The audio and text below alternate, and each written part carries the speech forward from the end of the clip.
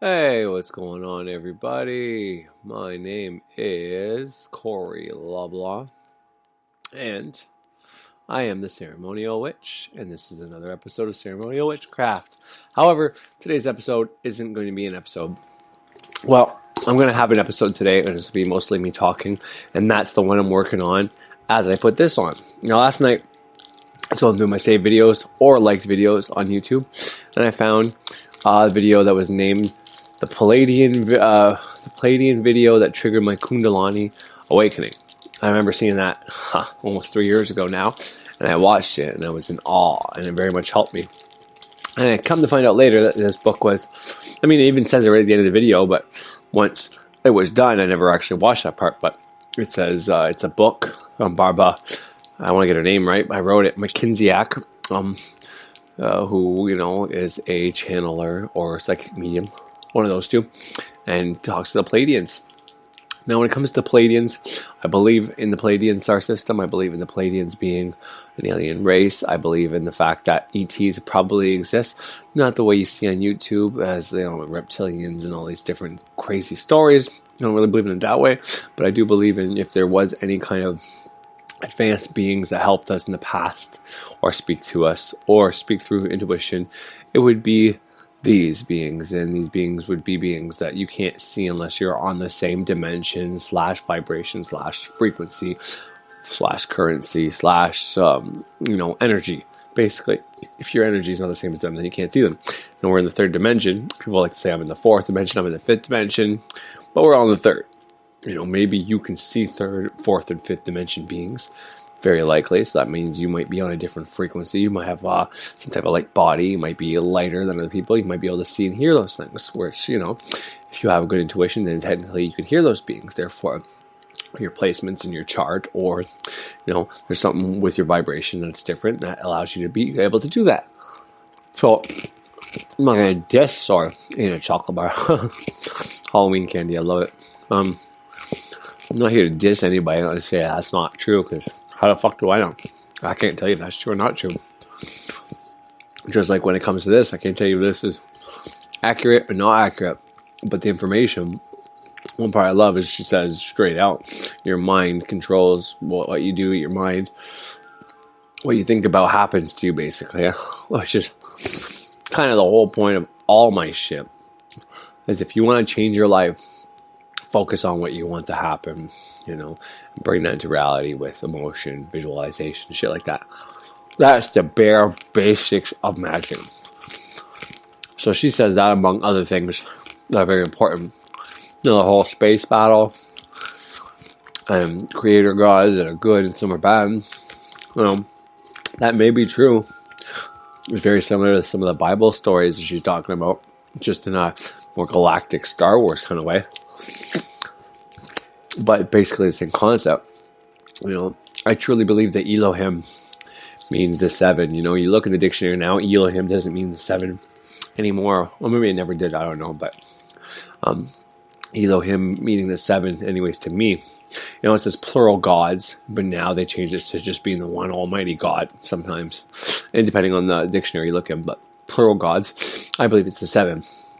Rainbow gods or whatever. The rainbow gods, the reason you say that is because, Mars, Venus, red, green, Jupiter, the moon, blue, purple, Saturn, black, Mercury, orange or yellow, depending on, probably yellow though. It's colors of your rainbow, right? You're going down. Earth would be, probably brown more than green, or even blue. We got both. We got water, we got earth, we got all the elements here. But anyways, point is, Elohim is the seven, it's the creators, it's the chakras. It's what's above and below us, it's within us, it's without us, or outside of us. So I believe those are the creators. I believe Peladians are also part of that. And, it doesn't matter if you're using the planets or you think it's the Peladians. But in the Peladian star system, there's seven sisters. The seven sisters, or seven once again, right? So it doesn't matter. This is kind of the point I'm trying to say, is you can think the Peladians started us and seeded this planet, which means they took part of them, added it to our DNA to make us evolve. And eventually we're going to do that. This is one of Cryon's teachings. that the Pleiadians created us, and eventually we're going to be doing this to another planet. We're going to be like the Pleiadians. Once we evolve from what we are right now, eventually we're going to be overseeing a planet. We're going to be these beings that the people we see can't see us, because we're on a different dimension. We're in the 5th, 6th, 7th, 8th, 9th, 10th, 12th, whatever. Okay, we're in one of those dimensions, and we're helping these people. We're whispering in their ear, trying to help them. Yet there's another force not helping them, or their own force, their own positive and negative polarities, and we jump in to try to help, kind of thing. Or maybe there is a reptilian force doing the bad things in the ears. But once again, if I was to believe in reptilians and the reptilian aliens and all that, I would believe in the same way as the Peladians, that the Queen isn't a reptilian and neither is the Pope. They might be working for that side, trying to keep humanity down and not letting us evolve, because once we evolve, there's no need for us to have a Pope and a Queen, so there's no point for them, so therefore they wouldn't want us to evolve. However, someone has to play the bad guy role for us to evolve, because if there's no bad guy, there can't be a good guy. If there's no bad, if there's no evil, you can't evolve and become good. So you can say they're the bad guy all you want, but they're providing a service. It's the same thing I said about Satan last time. If you're a Christian and you don't honor Satan, then you're going to become imbalanced. And I know that might sound like I'm a Satan worshiper or I'm a Luciferian, and I'm neither one of those. I practice ceremonial magic and witchcraft. And I believe in my own spirituality, and I believe spirituality should be individual to every person. However, if I was to be Christian, the man in charge of keeping the bad people away from the good people in the afterlife would be providing a hell of a service. So I would respect that person. I wouldn't say pray to Satan to give me stuff like you would do to God, but I would say, hey, thanks Satan for, making sure people die off when it's time for them to die off, and making sure, you keep those evil spirits down there and not come up here. And everybody's so scared of Satan, and they think the spirit's coming and they're being possessed and all that maybe they are. I don't know. But the point is, if there's an evil reptilian group and, the Pope and the Queen are part of that, not being them, because you can't see them. I think it would be the same concept. Like I just said, you can't see Peladians unless you're more evolved, on a different vibration, different frequency, whatever, different realm, different dimension. You can't see them. So the reptilians are going to be no different. Say, no, they're dense. They're lower than 3. Well, then we couldn't see them either if they're in the second dimension or the first dimension. They're still in a different dimension than us. Doesn't matter. I don't think anyways, but because the low vibrational thoughts around your head, you still can't see them, right? Even though they're a lower frequency, you still can't see them. We can't see frequency, the sounds and all that. We can hear it, but we can't see it. You play music, you can't hear it, but you can see it. You can't see it, but you can hear it. But anyway, so if the Queen and the Pope and all these people are assholes and bad people trying to hold us down, well, then they're providing a hell of a service. They're doing something great for humanity. It's something that's needed. And when it's all over and we evolve, they're going to be like, whew, they're going to wipe their forehead, the sweat off their fucking brow there, and they're going to pull the mask on and be like, man, I thought you guys were never going to fucking get it, like, holy Christ, it took a whole lot of bad shit for us to do, a whole lot of killing people, a whole lot of evil. But you guys finally got it, Thank God all of this isn't real. It's just a big stage. That's part of my belief system. That's what I believe this realm to be, and it serves me well.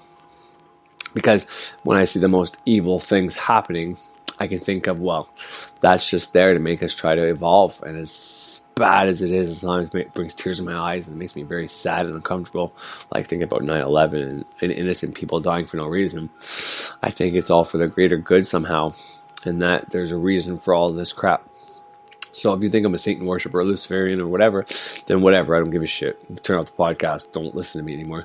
And I'm not saying to believe in Satan, but I'm just saying, if your devil concept was real, and devil and the God had this pact to try to recruit souls, or try to whisper in people's ears for them to be bad, well, you can't blame the devil any more than you can blame God for allowing this to happen.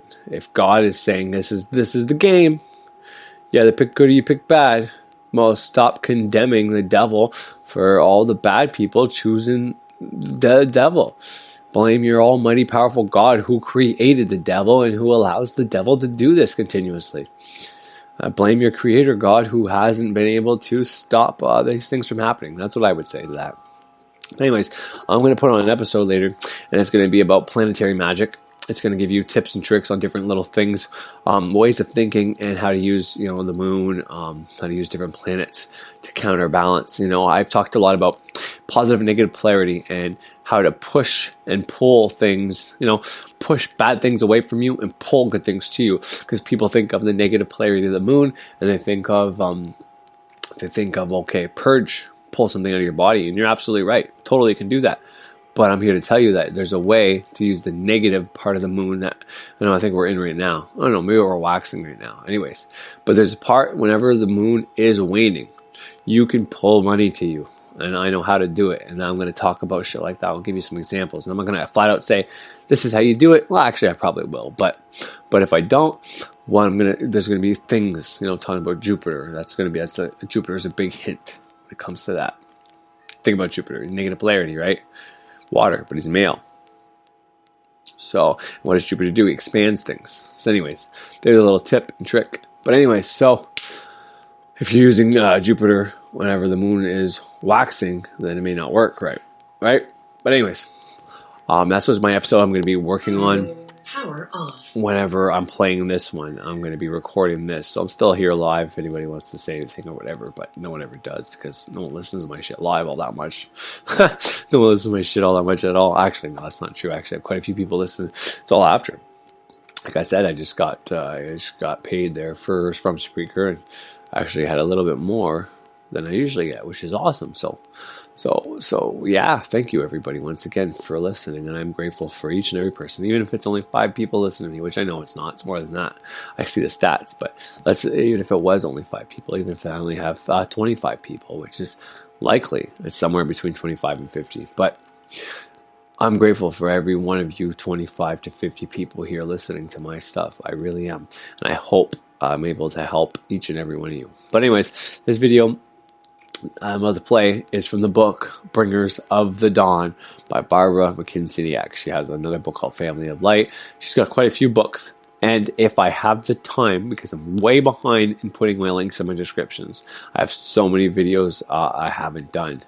Now the egregore one, I put the links up because I thought it was very important for what I was trying to put out there, but for the most part I have other ones I need to put out. But at some point I will put Barbra's books that I have, the links to the PDFs on here. But this video I saw on YouTube before I even knew this was a book. And before I play her, I'm going to play KRS Astrology. He's got a video about intuition. This is one of my main astrologers that I listen to when it comes to houses, planets and houses, signs and houses and planets and all that. I love this guy. He's awesome. He's got a great intuition himself, and he's really good at connecting dots. But he mentions Barbra in the book. And this is one of the first things I'm like, what? She has a book? And then whenever he said this, I went to get that book. And when I read the book, I'm like, this is like that fucking video I watched about the Peladians. And then at the end of that video, I saw it actually says Barbra Macinciak from the book Bringers of the Dawn. I was like, holy fuck, how did I not know this? But anyways, I'm going to play a part where he says that he listens to this book, that he likes this book and all that. So, yeah. I hope you guys enjoy, and I'm going to be having another episode coming on. It might not be directly after this, but it's going to be within the hour, okay? Because I'm going to start recording as soon as I start playing this, okay? All right, so I hope you enjoy. And double episode day today on Sunday. Thank you. All right, have a good day. First, strongest thing to understand that, wow, this person...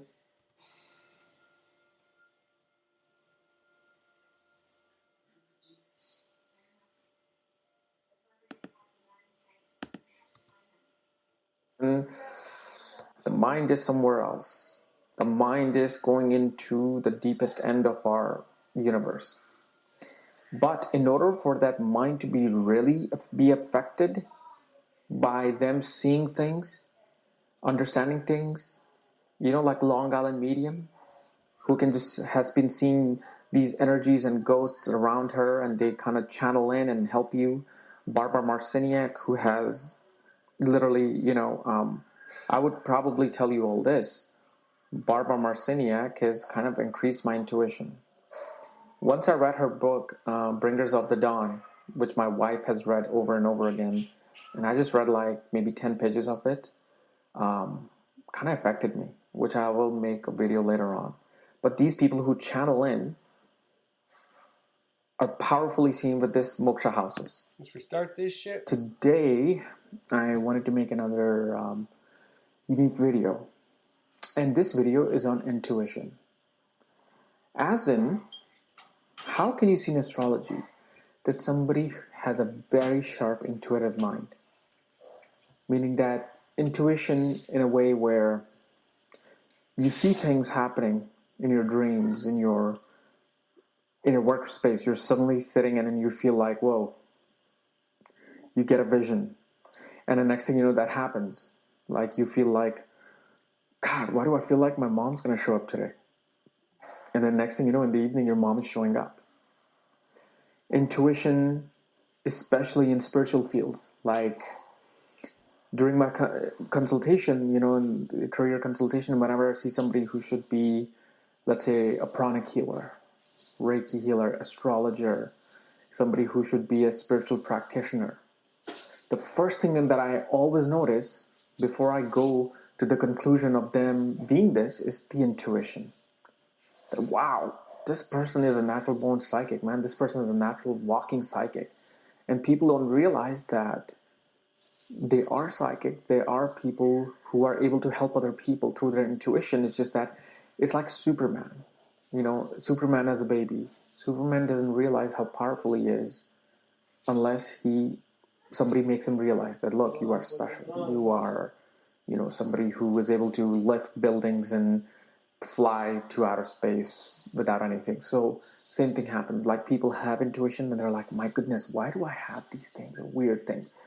Here I am, IT consultant, working, doing my computer programming. I am also a stockbroker, but my goodness, what are these things that I feel? Why do I feel this weird energy around me?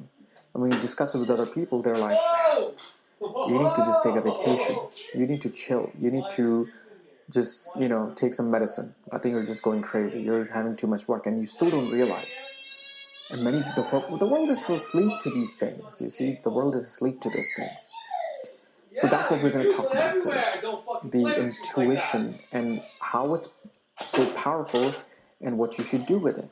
And obviously, I thought this is the best room to do it in, which is my meditation room.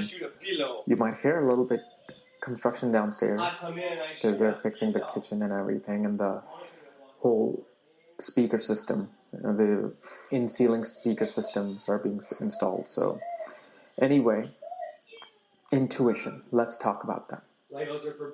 So when you're looking at intuition, and if you want to see your own chart, if you have intuition, intuitive power, and obviously if you do not know any of your planetary placements, and you want to just feel like if you have any of these placements, for that, check out the links here, and check out my full astrological report, including my books, Astrology, Conjunction, and Aspects of the Speed of Light, including my new magazine regarding career and destiny, right here on this link. So the very first thing for intuition is what? Intuition, where does it start from? Fingers? No.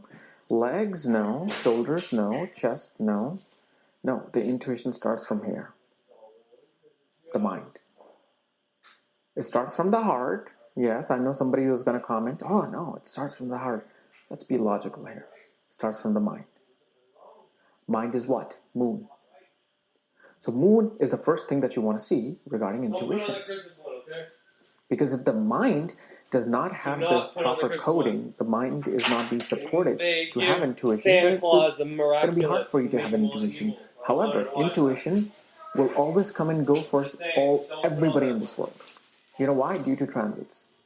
Whenever certain planets transit over the moon, you feel like, whoa, that's weird. It's like deja vu. That's weird. I knew I was going to be in this place, and now you are. So everybody has it. All 7 billion people in this world have a temporary intuition that comes and goes. But some people know it from the beginning that there is something wrong with them. And they feel there's something wrong with them, but it might be their hidden power. So we see moon, first of all, for intuition. Number 2, we see aspects and conjunction of planets like Ketu and Jupiter to see conjunction. To see, not conjunction, to see intuition. Rahu also shows intuition, but you got to understand, Rahu shows your material intuition. What is material intuition? You know those people who just know that I'm going to have a Ferrari, I'm going to have a billion-dollar company, and I'm going to have the most beautiful wife, and I will be having 4 kids, 2 boys, 2 girls. That's the intuition of the material side. That's where Rahu comes into play. So if you know somebody, who was like, I know exactly what I want and I'm going to achieve it because I can just see it. Those are the people with Rahu Moon conjunction. When I see that, I see somebody who thinks in a very wide way. Somebody who thinks in a way they're just the biggest thing in the world. And for some way, Rahu gives them that premonition of what's to come. But now we want to really talk about spiritual intuition. Spiritual intuition is from Ketu and Jupiter. Because Ketu represents this. You see that Buddha sitting, that's Ketu. That's not even Jupiter, that's Ketu. Jupiter really is all about the practices, rituals, religion. It's spirituality. It's the physical planet of spirituality, but Jupiter then involves its, philosophy into it. Because philosophy can be very different from guru to guru. From Yogananda to Roshara Rajneesh, they both have completely different philosophies in their life if you really look at it. But Ketu is one thing. Ketu is just complete zeroness. There's no religion, no nothing. It's this, Buddhism is really seen with Ketu because it's just this nothingness that you experience in life. And Ketu is your past life. Okay? Ketu is things that you have experienced in the past that are coming within your mind. But most importantly, guess what the Ketu is a karka of? Ketu is a karka of sorcery, mysticism, occult, spirituality, yoga, meditation. All of these things are Ketu. Ketu is surrender. You surrender yourself to this energy of universe. Because it doesn't matter you're a trillionaire, you're a billionaire, because one day Ketu's energy will wipe you out like that. And then what do you have? Nothing. Whether you're chairman of Microsoft or chairman of Apple, one day you are going to go to that nothingness without nothing. That's Ketu. And then Jupiter represents intuition because Jupiter is divine knowledge. Mercury and Jupiter are similar, right? But Mercury is realistic knowledge.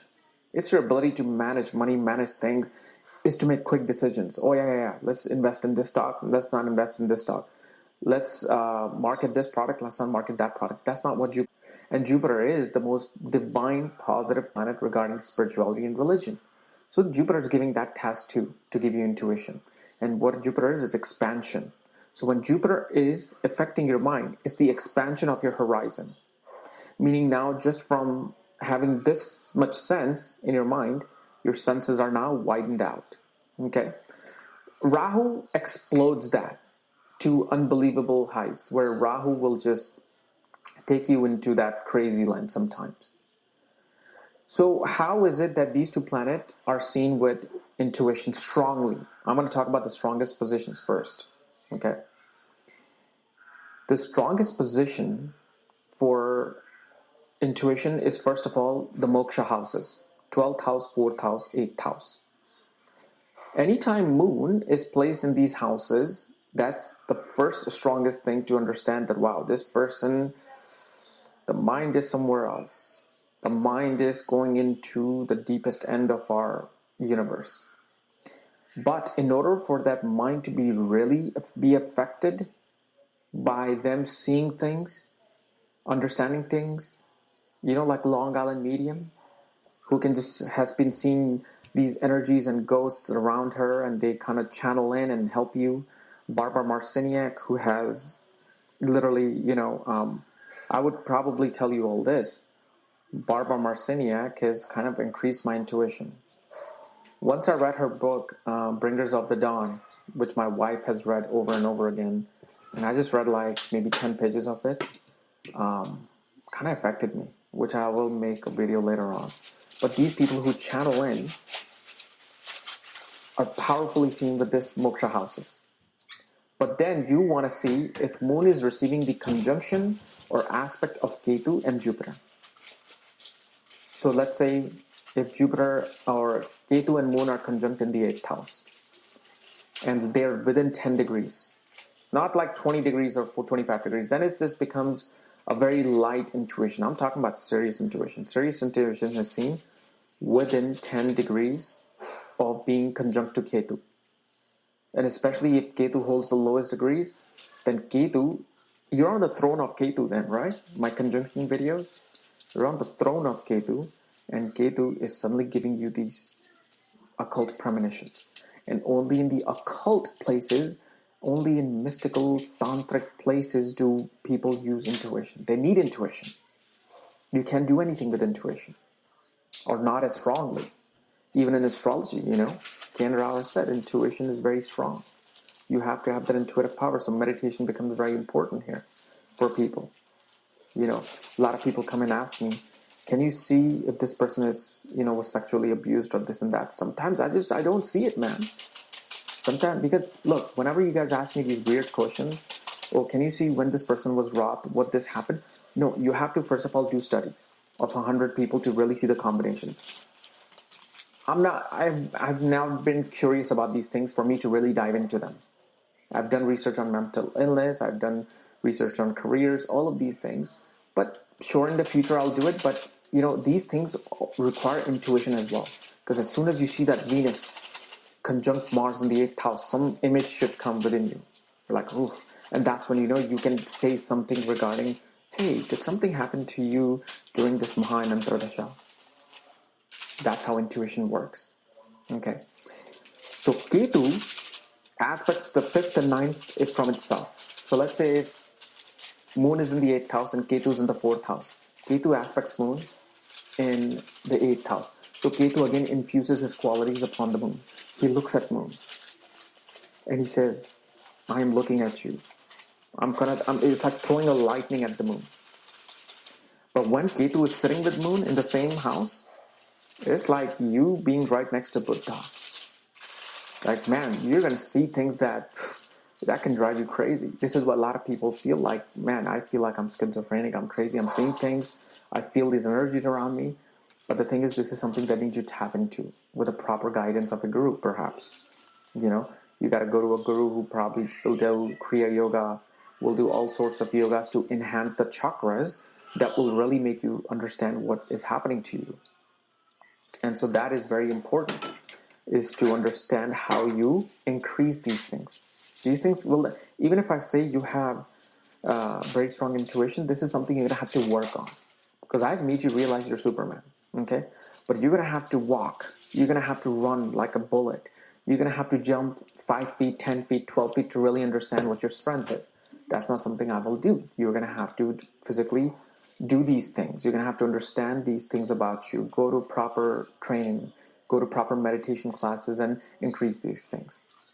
Then Jupiter conjunction with Jupiter conjunction with Moon, and especially the moksha houses, 12th, 4th, and 8th house, will also increase intuition, because you're getting divine knowledge and the divine power in your mind. Now, why is specifically the moksha houses, the 12th, 4th, and 8th house? Because 12th house is the house of other realm. It's a house of other dimension. 12th house is the house of people who are interested in aliens and ghosts and just mysteries of life and werewolves. So that Moon there, with an aspect of Jupiter or Ketu or conjunction of Jupiter and Ketu, will be like, man, this person always felt weird. You'll always feel weird. You'll always feel these energies around you. And you'll be interested in these things. 8th house, because 8th house is the house of occult, mysticism, death, rebirth, tantra, all things that without intuition, without the power of the 6th sense, cannot come to fruition. But then why the 4th house? 4th house is not the mysterious house, but guess what 4th house is? It's the house of mother. Guess who's the most intuitive person in the world? It's the mother. Mother can be cleaning downstairs the dishes, and if child is in trouble, she'll know. Let me go check on my baby. This is why 4th house becomes very important regarding intuition. A very pure house regarding intuition. But can intuition happen in other houses? Of course it can. But majorly, when I'm looking for spiritual intuition, the moksha houses become extremely important. let's say if it's happening in Artha houses, 2nd, 6th, and 10th house, these intuitions of the moon, what will happen is this person will be very good at deciding what kind of work they need to do, what's happening in their work. If they're about to be fired, they will just know, like, something's wrong, man. Something is wrong. And so that's how you want to look at Kama houses, Artha houses, Moksha houses, all of these things, Trikon houses. All these things will give different types of intuition. Now, if from the moon, let's say from the moon chart, you have Jupiter Ketu in the Moksha houses, 4th, 8th, or 12th house. Okay? That too becomes a very intuitive angle for the moon. They may not be aspecting moon, but they're in the angles of Moksha. But again, from the moon, they will have to be, conjunct or aspect, so only the Trikon will work in that case. But I have seen very slightly wherever from the moon, Ketu and Jupiter go from the 4th, 8th, or 12th house, gives them some sort of intuition, because those people email me. They say, I feel these things. But mainly from the moon, if you have the angle of Ketu and Jupiter, 1st, 5th, and 9th house, you're a totally spiritual person. Not even a cult or astrology or all these, psychic stuff. You're just more like, Yogananda.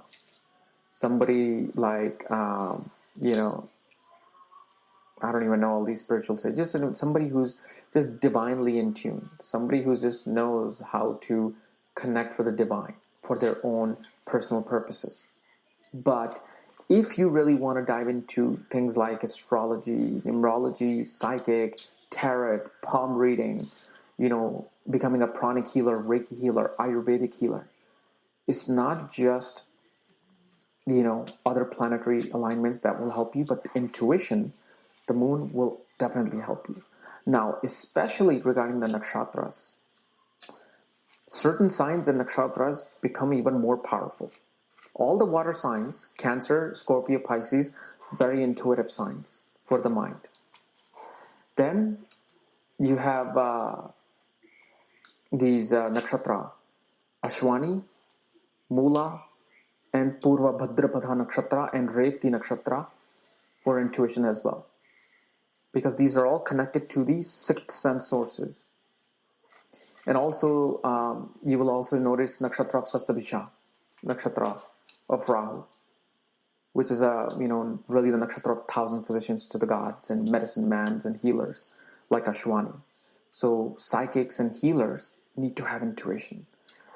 Like if somebody's saying there's something wrong with the brain, they're having a headache, you'll be like, you know what? I really think it's connected to the knee. Because we have all these like pressure points where, in acupuncture, if you hit the knee, it might affect somewhere else in your body. So all of these things become important. Okay? So guys, this was my analysis of intuition seen in astrological chart. So if you're new to my channel, subscribe below. And again, if you want to know if you have intuition, if you feel weird about all these energies around you, for that, check out the links here. And check out my full astrological report so you can see your entire chart and all of my other options here in the shop section. Otherwise, we'll see you tomorrow with our Patha series. Bye-bye. Alright, Bringers of the Dawn, Teachings from the Peladians by Barbra Macinciak. I have this book as well, if anybody wants it.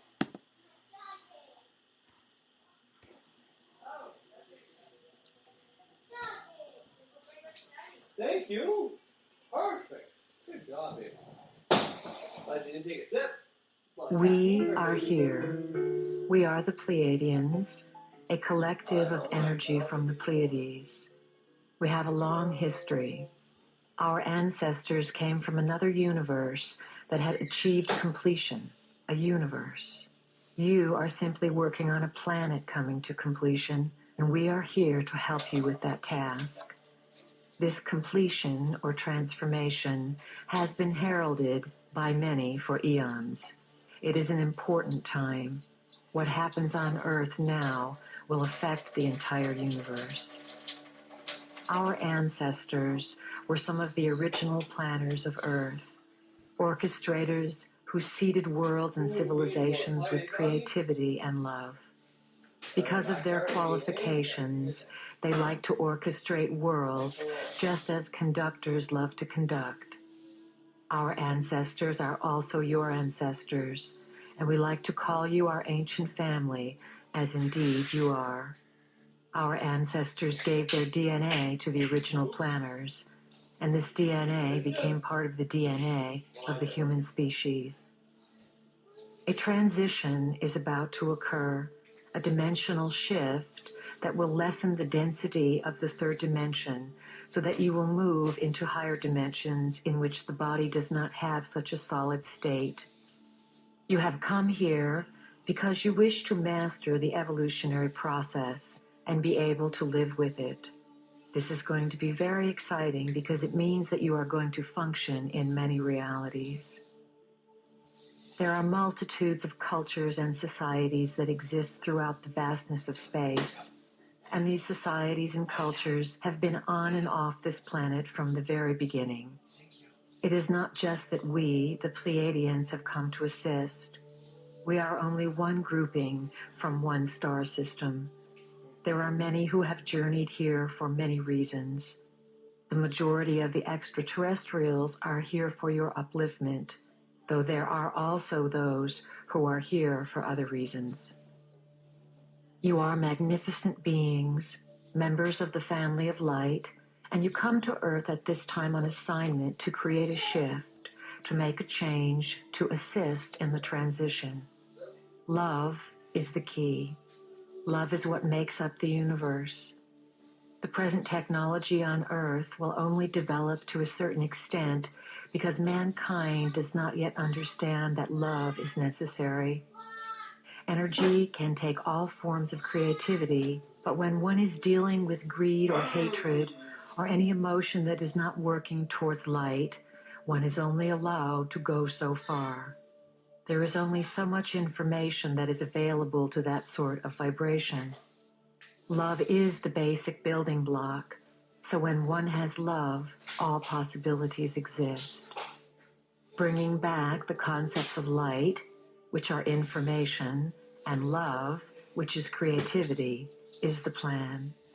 It takes renegades like the family of light to come into a system that has been primarily dark for eons and change it. It is a vast plan you are participating in.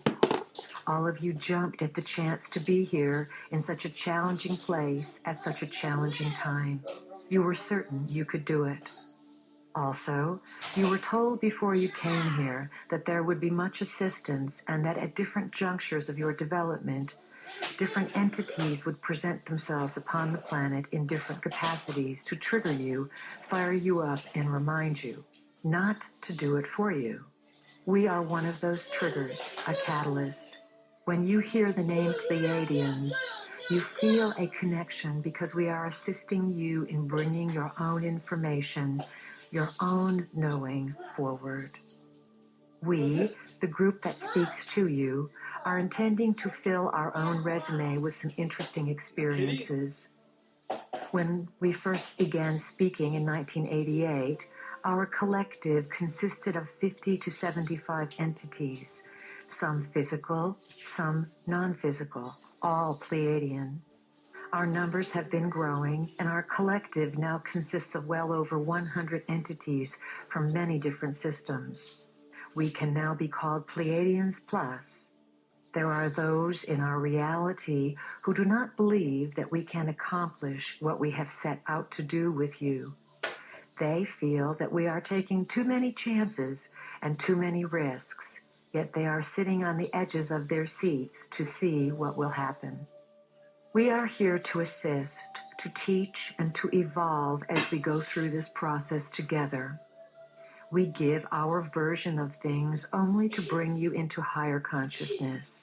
We do not wish to say that this version and only this version is how it is. This whole teaching is designed with a great purpose in mind, and the stories that we tell you are set up to take you to a higher plane of consciousness. That is our intention. We wish to throw out ideas for your consideration. We wish to encourage you not to get stuck on any one idea, and also to embrace what you are hesitant about or are fearful of. Realize that when you face the so-called dark portions or shadow portions of yourself, you are creating an opportunity of liberation for all concerned. This comes back to the first and final tenet: thought creates. No matter what situation you find yourself in, it is the power of your thoughts that got you there. It is also the impeccable belief that thought creates that will transform your experience and the planetary existence. You yourself chose to be here. You are on assignment to bring memory forward and to bring the value of human existence back to the forefront of creation. You are needed. You have been in training for this assignment for lifetimes, and you did not come unprepared. All that you need to know now is inside of you, and it is your task to remember your training. This is not a lifetime when you are going to be taught new information. As we said before, this is the lifetime when you are going to remember what you already know, and we are just here to remind you of it. That is part of our assignment. Humanity is an experiment. Humanity has been designed, as has just about everything else that exists within creation. Prime Creator began experimenting with creation a long time ago in this universe for the purpose of greater self-exploration, self-gratification, and self-expression. Prime Creator brought energies and essences of life, extensions of itself, into this universe and endowed those extensions with the gifts that it had. Prime Creator said to these extensions of itself, "Go out and create and bring all things back to me." This was quite a simple assignment, was it not? These extensions of Prime Creator, which we will call Creator Gods, went out and began to experiment with Prime Creator's energy as it existed within themselves. They began to create their own hierarchy, which in turn created other hierarchies. Each succeeding hierarchy created another hierarchy to endow it with its own essence and to assist in the development of this universe. Eventually, in one of the galactic systems, a plan came together to design Earth as an intergalactic exchange center of information. It was an incredible plan. Earth was a beautiful place, located on the fringes of one of the galactic systems and easily reached from other galaxies. It was close to many way portals, the highways that exist for energies to travel throughout space. Some of the creator gods were master geneticists. The master geneticists designed various species, some human, some animal, by playing with the varieties of DNA that the sentient civilizations contributed to make Earth into this exchange center of information, this light center, this living library. The original planners of Earth were members of the family of light, beings who worked for and were associated with an aspect of consciousness called light. Smarties are upstairs. Light is information. Everything was in The there. family of light created the information center they had conceived of. They designed a place where galaxies would contribute their information and where all would be able to participate and share their specific knowledge. And the day before. Earth was to be a cosmic library, a place of incredible beauty that experimented with how information could be stored through frequencies and through the genetic process. Friday and Saturday? The project of the living library on Earth was eventually fought over. It looked enticing enough to be owned by some. During Earth's early history, there were wars in space for ownership of this planet. Skirmishes took place, and Earth became a place of duality. Certain creator gods who had the right to do whatever they wanted, because Earth is a free will zone, came in and took over. When the skirmish occurred, a certain group of entities fought in space and won the territory of Earth. These new owners did not want the native Earth species, the humans, to be informed of what took place. Uninformed, the species would be easier to control. That is why light is information and darkness is lack of information. These entities beat out light, and Earth became their territory. These new owners who came here 300,000 years ago are the magnificent beings spoken of in your Bible, in the Babylonian and Sumerian tablets, and in texts all over the world. They came to Earth and rearranged the native human species. They rearranged your DNA in order to have you broadcast within a certain limited frequency band whose frequency could feed them and keep them in power. The original human was a magnificent being whose 12 strands of DNA were contributed by a variety of sentient civilizations. When the new owners came in, they worked in their laboratories and created versions of humans with a different DNA. The two-stranded double helix DNA. The original DNA pattern was left within the human cells, yet it was not functional. It was split apart, unplugged. Within human cells are light-encoded filaments, fine gossamer threads of energy that carry information. When these gossamer threads are working together like a cable, the way fiber optics works, they form the helix of your DNA. When you were rearranged, you were left with a double helix. Anything that was unnecessary for survival and that would keep you informed was unplugged, leaving you with only a double helix that would lock you into controllable, operable frequencies. We, as Pleiadians, came back through time into what would perhaps be called our past, in the vestige of representatives of light. We came back in order to share a frequency with you, a frequency that each one of you has agreed to carry on this planet in order to change the DNA of the rearranged human race. The plan to change the frequency modulation affecting the human species entails the rebundling of your DNA and of the light encoded filaments. Earth is assisting in its own way the evolution of the universe. It is where the plan begins to blossom, and what happens on Earth is going to affect many, many worlds. Your DNA will evolve from 2 helixes to 12 helixes.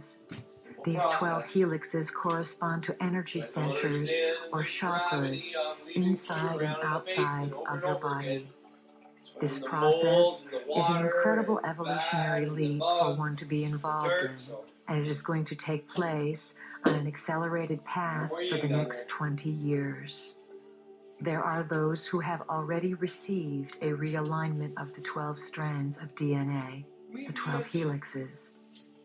These 12 spiral strands of DNA interact with one another in the body and outside of the body. The connection of the 12 strands means that the 12 energy or information centers can begin to function and send information back and forth to one another. Alright, nobody in the kitchen, When please. human DNA begins to rebundle as a 12-stranded helix system and this information is acted upon, there will be incredible power.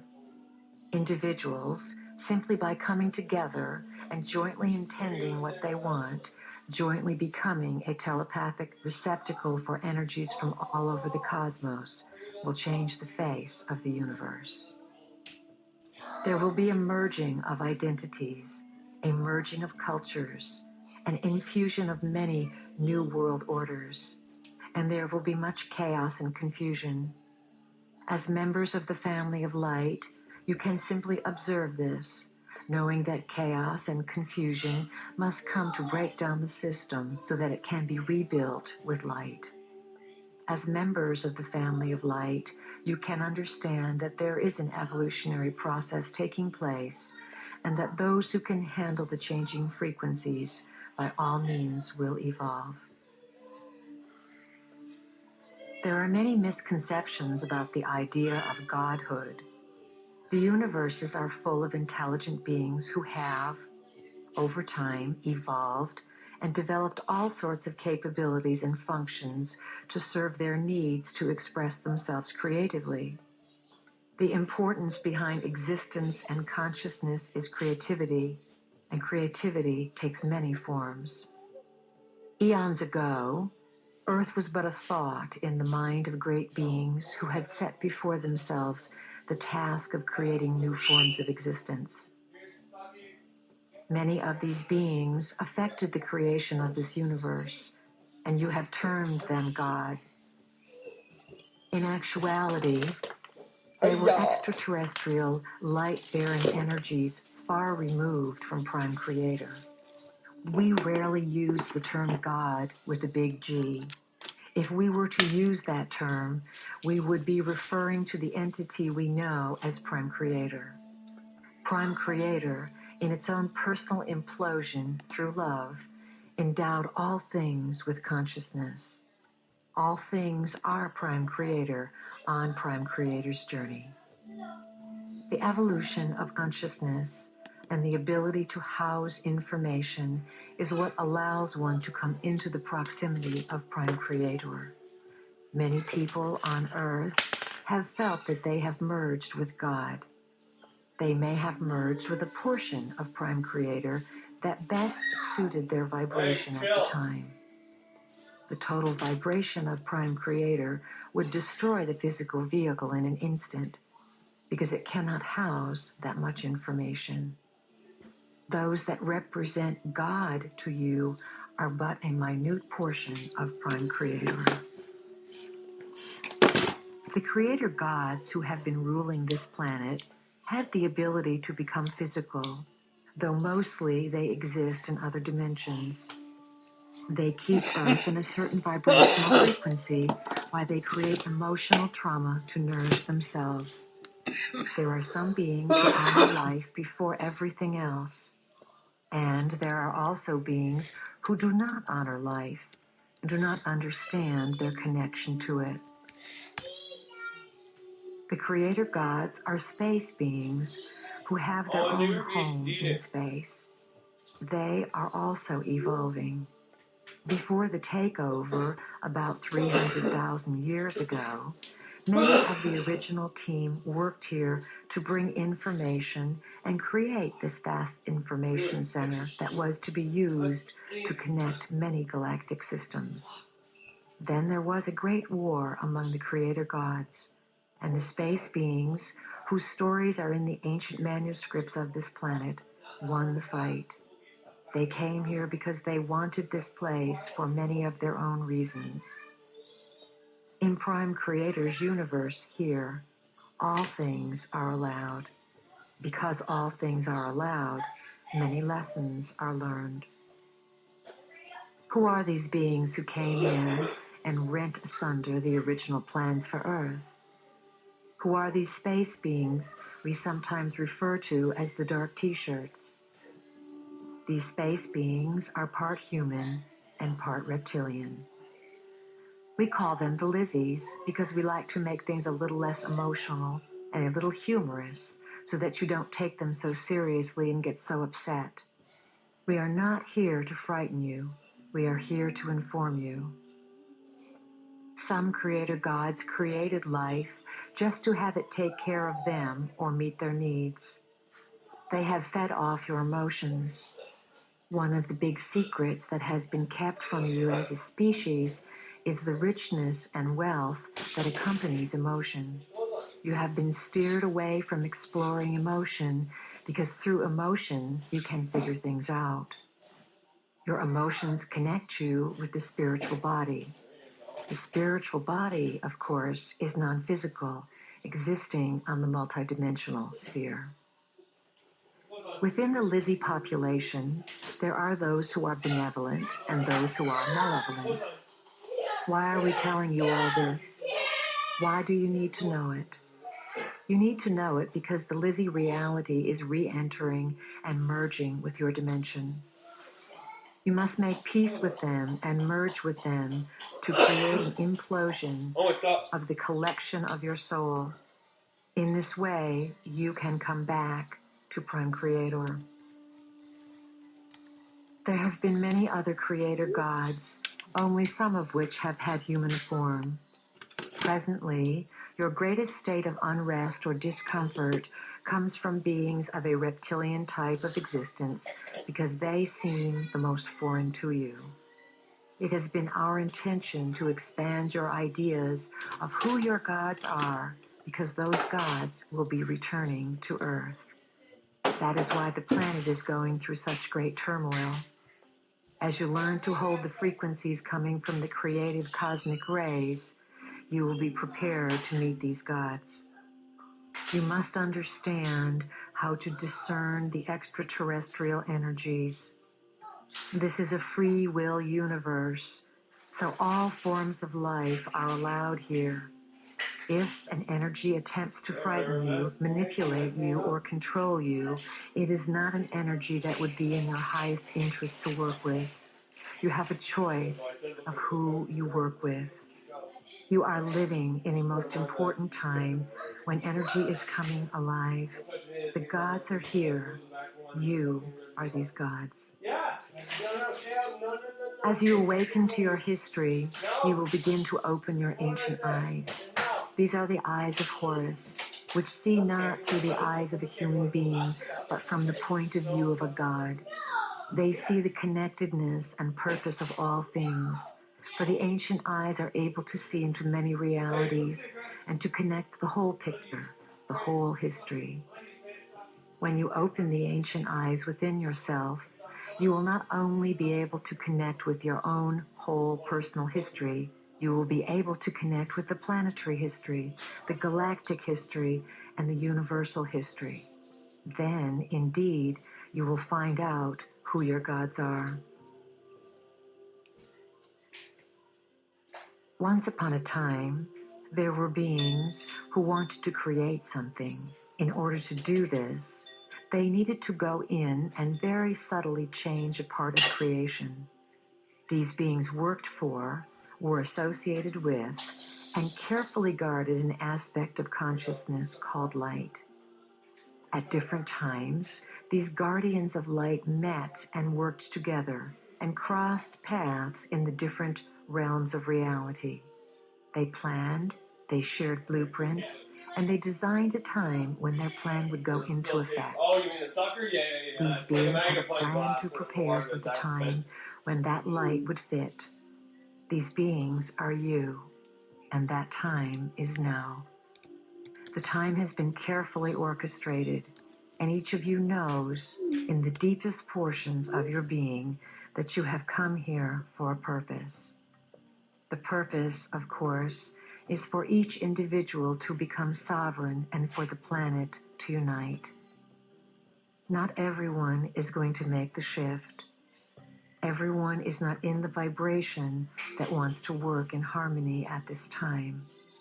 There are those on Earth who will feel as if they are in states of ecstasy when they find what they think is a new authority, a higher authority, a new paradigm, animal gods, or whatever.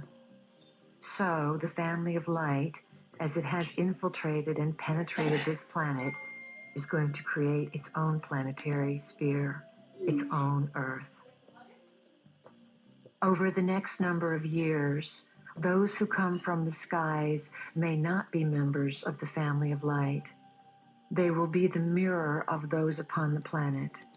We have said to you that your lesson is authority, to become your own authority, and to stop giving over your decision-making process to governmental people or parents or teachers or gods. It is time for the people of Earth to become sovereign. You are beginning to feel what may be coming. It is an awesome task to carry light. Once you put it in your body, there is no stopping it. There is no saying, I quit the light team. I won't be recognized as a member of the family of light. Some of you may want to do this sometimes, but once light is there, that is it. Many of you who have studied and used your own discernment will be shocked and appalled at the foolishness and ideological worship that the rest of the human race will express toward certain beings from space who pass themselves off as your creators, even though they do not have bodies that look like yours. They will be able to do many things and will share many technologies. They will perhaps cure certain diseases that they helped create in the first place by teaching germ warfare to your planetary scientists. Oh, dear humans, you are in for such an adventure, and only you can carry this adventure out. When you begin to live all that we teach you, to trust identity, to trust synchronicity, to trust being a part of a plan, then you will find that even in the midst of great calamity and incredible odds, you will be able to defy the laws of humanity. All of this is to be felt. Allow your brain cells to click into being without your rational, conscious mind wanting to define things down to the most minute detail. This experience involves raising a feeling inside yourself, and then one day, at one moment, in one afternoon, having an overwhelming sense of knowing. Having a composition of 1,000 pages long come alive in 5 seconds of divine ecstasy. You hold the history of the universe within your physical body. What is occurring upon the planet now is the literal mutation of your physical body, for you are allowing it to be evolved to a point where it will be a computer that can house this information. Before you came into the body, all of you committed to designing events that would fire your codings or blueprints, that would activate your memories. Then you came into the body and you forgot. All of you have had your blueprints and codings fired to some extent because you understand that there is a divine purpose or divine plan that you are a part of. The firing of the codings and the realization of your identity are going to become phenomenally intense. The reason for this is the evolving DNA. When you have 12 helixes of DNA in place, those helixes will begin to plug into the 12 chakra system. The 12 chakras are vortex centers loaded with information that you must be able to translate. You are evolving yourself even when you are not on the planet, and you are perhaps more involved with other identities of yourself. You have to become super beings in whatever reality you enter because, as members of the family of light, the branch of renegades, this is your forte. You purposely came to this planet to give yourself such a challenge so that you could be defiant, not in a way that would give you problems or create disharmony, but in a way that would create harmonic defiance. Through your harmony, you are defiant toward the old vibrational frequency. The present evolutionary system, designed by the creator gods to step you up a number of dimensions or frequencies, is based upon the evolution of the 12 helixes that correspond to the 12 chakra centers, 7 within your body and 5 outside your body. This is simply the way the system plugs in. Some people will be functioning with the 12 helixes within a short period of time, while others around the planet will not receive this shift until later in the decade. This is simply because each individual is coded to be given the frequency when they are capable of integrating it. Many are already having a difficult time integrating the changes at this early stage of the plan. A large majority of the humans on Earth have convinced themselves that there is only one reality and there can be no other. This could be the downfall of the human race. As the helixes come into full force in a person, there is an awakening of the person's inner knowledge that goes beyond what the person has been taught. This inner knowledge is knowledge of self, knowledge that says there is much more than this physical world. Believe it, know it, Understand it. There are multitudes of chakra centers, and there are multitudes of potential helixes that can form. Right now, the common denominator with respect to the number of helixes and chakras that the consciousness of humanity can handle without destroying itself is 12. So we are dealing right now with an involvement of 12 helixes to plug into the 12 chakras. As mentioned before, 7 chakras in the body and 5 chakras outside the body. The 7 chakras in the body are not too difficult to work with because if you allow yourself to feel, you can physically touch and locate all of them. The first 3 are the chakras of survival, sexuality, and perceptual feeling. The 4th chakra is the heart, center of compassion and connectedness to all things.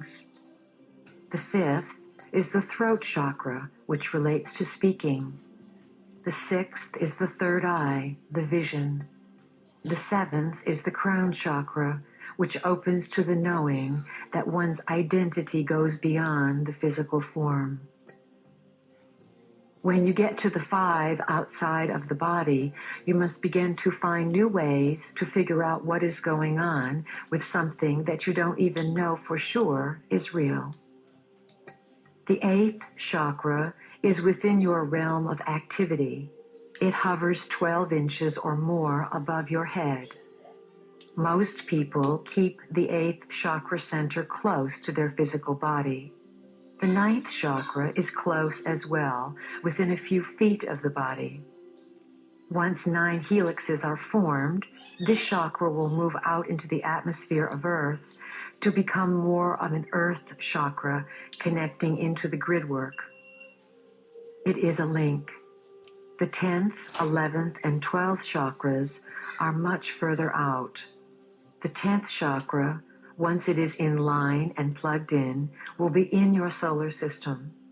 The 11th chakra will move out into your galactic system, and the 12th will be located and anchored someplace in this universe. You will receive information from these personal centers, for they are collective centers as well, just as your other personal chakra centers are collective centers. As you learn to translate the chakra experiences, you will discover that life is not the same anymore. As you explore your current body, identity, and lifetime, do it quickly. You do not have years to study them. As the information in your DNA is retooled and replugged in, you will be able to feel how the events from this life connect and blossom and have a thread of purpose with many different places that you have lived and many different identities that you have occupied. You are not alone. You could not do this alone. Even when we say to you that you are the standard bearer of your soul, there are other aspects of yourself that have figured the story out and are coming back into your time period to create this vortex of energy that is going to affect all realities. We cannot emphasize enough the importance of these times and the excitement and joy of what they hold, as long as you are willing to change. DNA carries the coding for this genetic material, and its helixes are made up of light-encoded filaments, tiny gossamer threads that carry information the way fiber optic systems do. The pillar of light that you use to activate yourself and to bring information into your body is also composed of light-encoded filaments. These light-encoded filaments carry a vast amount of data and information, and your body is filled with them. When bundled together and placed in a certain alignment, the light-encoded filaments work together and release information that makes sense of the history they carry. The task you have before you is to consciously command, intend, and will the evolvement of your DNA. Commanding and willing and asking for this is not easy, for you must move through many identities. From the historical perspective of your multidimensional existence or essence or soul, you have been all kinds of characters, and some of these experiences have been painful. They have been challenging and difficult. The light-encoded filaments are a tool of light, a part of light, and an expression of light. These light-encoded filaments exist as millions of fine thread-like fibers inside your cells, while counterpart light-encoded filaments exist outside of your body. The light-encoded filaments carry the language of light geometry, which carries the stories of who you are. These light-encoded filaments were not previously able to come onto the planet because there was a pollution created by the dark team that kept them out. The information in the filaments was left inside of you, yet there was no logical way to make sense of it. So, in the present time, how do you find the information? The information is going to reveal itself to you. That is the process. You don't have to go looking for it because this revelation is your heritage and who you are. As the DNA begins to form new strands, these new strands will travel along a nervous system in the body that is being developed at this time, and memories will come flooding into your consciousness. You must work to develop this nervous system, to pull light into your body, to oxygenate your system, to learn how to move through energy accelerations, and to call more ideas and experiences into your body. As this process begins to grow and nurture itself in your body, simply observe it, for you will want to know how to access it. Getting stuck in your dramas is like reading one of your books over and over again and not letting all of the information in other books come together. There is more. There is a whole story. DNA holds the code. It holds the blueprint of identity, the plan for existence, the history of the universe, and the history of life in this particular locale. And it is stored within the cells of humans. The original DNA of the stewards of this planet, the human occupants, had a genetic blueprint that was based on the number 12. The 12 strands of genetic material are therefore connected to many other representatives or informational sources that also number 12. Remember, reality mirrors reality. The 12 strands of information hooked the human occupant up with corresponding information centers in and out of the body. We call Earth the living library because you all have an image of what a library is. It is a place where information is stored and available. We use this analogy because we intend to evoke the image that everywhere you go, you are in a library. You just haven't figured out yet how to translate the information or recognize where it is in the library. Humans were designed to be the key to access this information in the living library. Right now, 12 is the system that connects. And if you look around, you will see it everywhere. It was a symbolic insertion for a reason, so that you would someday figure out that it connects you to something somewhere else. It is not your natural rhythm, but it is a group agreement to use the energy of 12 in many different systems of reality. It is a coded formula. Many things that make no sense to the logical mind make a tremendous amount of sense to the light-encoded filaments and to the body as it is becoming more sensitive. There was a reason to build the libraries in the first place, for the pulsation of tyranny was beating at the time. there was concern on the part of certain energies, the keepers of time, that information might get into the wrong hands. So, very playfully, the libraries were designed in many different modes. The other libraries or worlds are not at all like your world.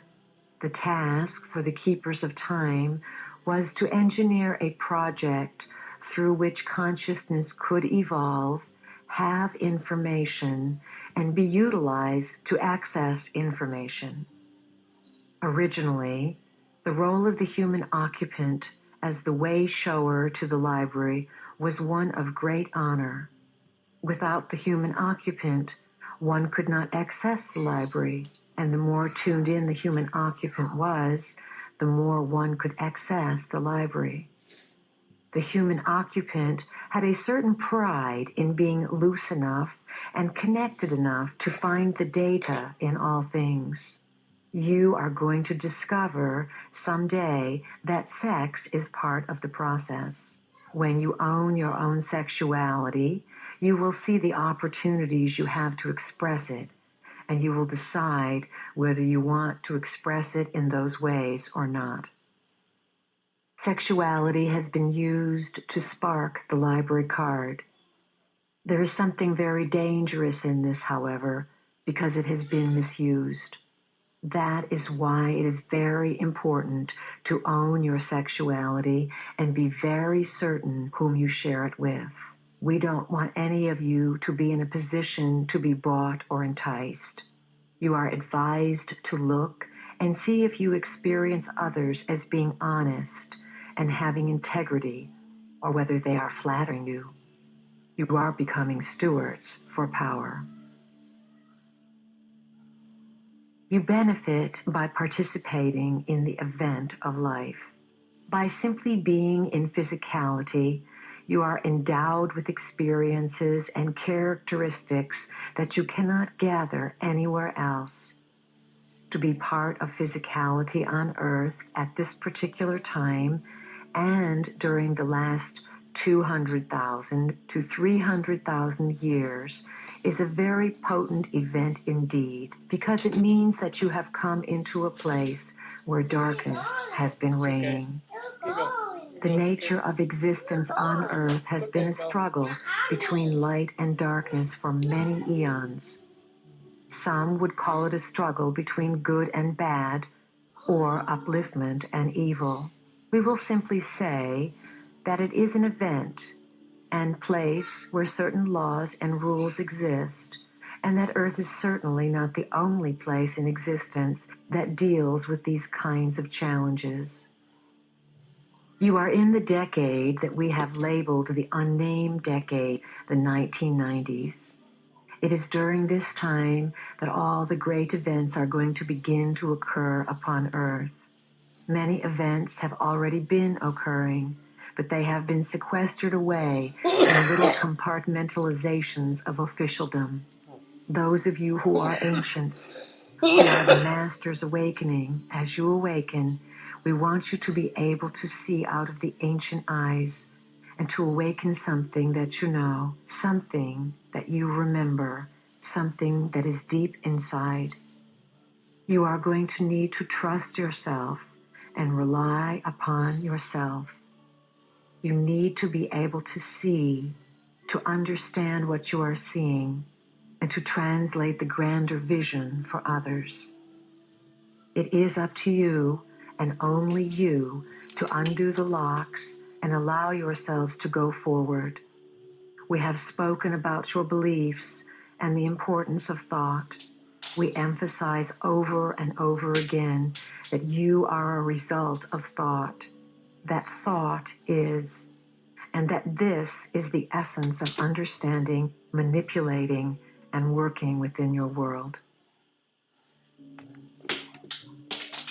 This is the age of the multidimensional self, the self who can move with awareness in many different realities, the self who can eventually bilocate and disappear, the self who can move into fourth dimensional consciousness, the perceiver, not the thinker. Intuition is the avenue that you are now being guided to cultivate to bring about a marriage of consciousness. It is the marriage of the male aspect, which is logical, with the female aspect, which is feeling. It involves bringing them together to become one. You will begin to discover aspects of yourself that exist non-physically, or parts of self that exist as beings working in space who are truly space creatures. The soul is going to wake up. It will know every aspect of itself, and every aspect of the soul self will know all of itself at once.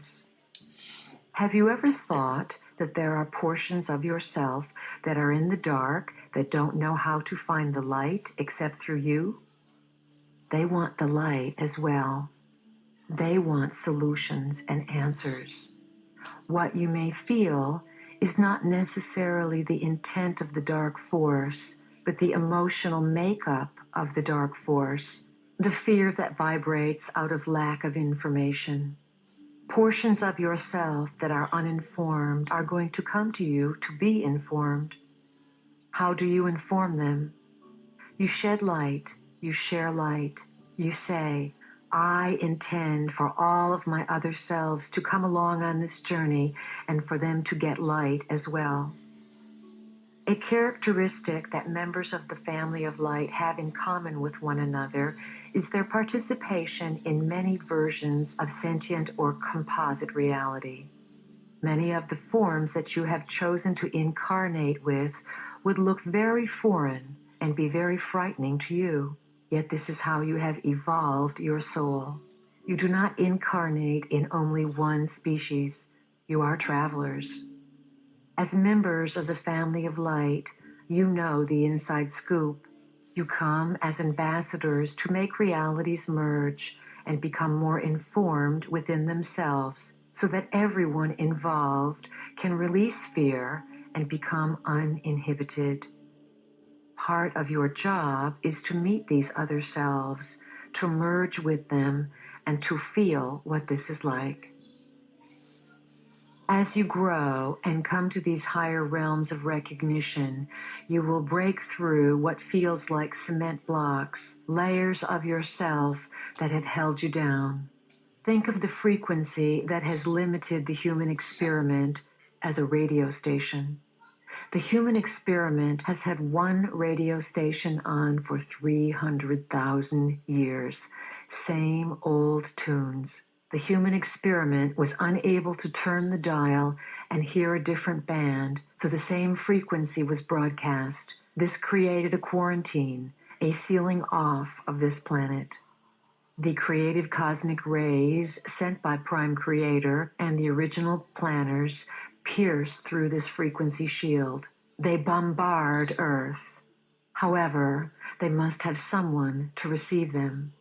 Without a receptacle, these creative cosmic rays would create chaos and confusion. You, as members of the family of light, come into this system to receive these rays of knowledge. You then disseminate the knowledge, the new lifestyle, and the new frequency to the rest of the population to alter the entire planet. As members of the family of light, you are here to anchor frequency and allow the mutation process to happen inside of your bodies so that you can make it available to the planet. You live this process, then you broadcast it to the planet. The ultimate tyranny in a society is not control by martial law. It is control by the psychological manipulation of consciousness through which reality is defined so that those who exist within it do not even realize that they are in prison. They do not even realize that there is something outside of where they exist. We represent what is outside of what you have been taught exists.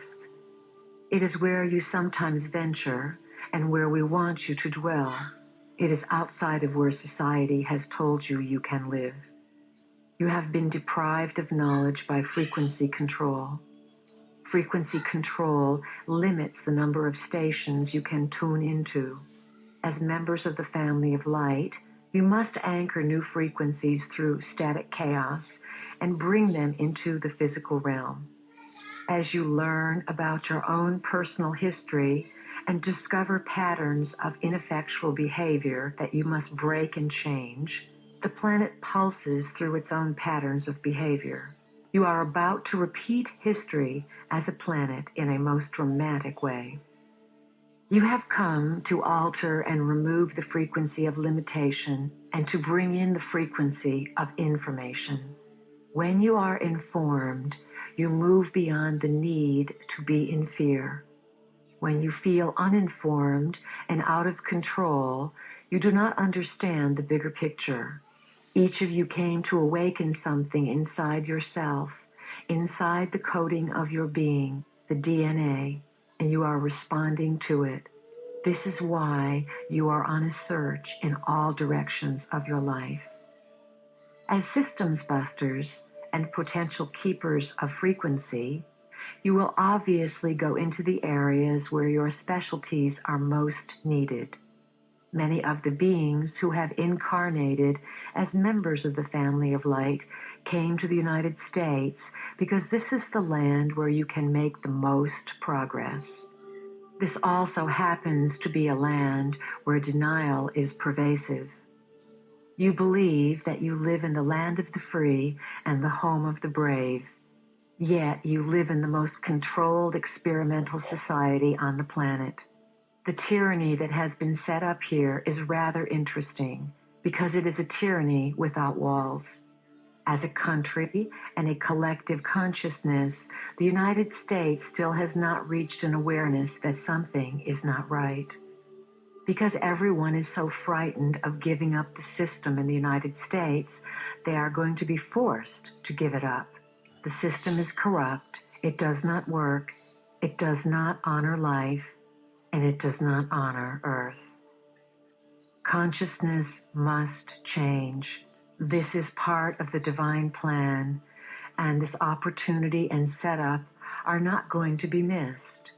In the next few years, a connectedness and communal cooperation will begin to run through this country so that you will stop separating yourselves with respect to political ideology.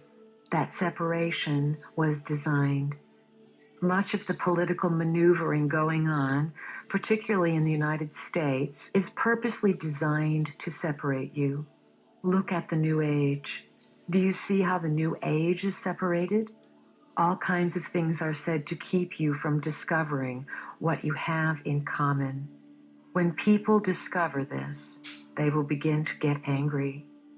A new pride and a new sense of integrity will come about, because this is what is designed for the times. Modern technology is one of the biggest weapons of frequency control. You have been sold devices for entertainment and convenience, and they are all involved with frequency control. We recommend strongly that you get rid of your television sets. They are the primary tool used to manipulate your consciousness on a day-to-day basis. This experiment is so finely tuned that you respond subliminally to disease via the television. Television also promotes inactivity and a sedentary, obese life. Look around you. Wake up, humans. People who need to watch television are not tapping into the wealth of information within their minds and immediately accessible all around them. As a matter of fact, if you really want to evolve, do not read your newspapers, do not listen to the radio, and do not watch television. If you are able to be media-free for periods of time, and you disengage yourself from the frequency of chaos and anxiety and stress and hustle-bustle and temptations of all kinds that you don't need, you begin to get clear. You begin to listen to what is going on inside of yourself and to live of the world and not necessarily be lost in it. You become clear. We cannot emphasize this enough. The educational system is another area where you are controlled. Most of what you are taught is malarkey.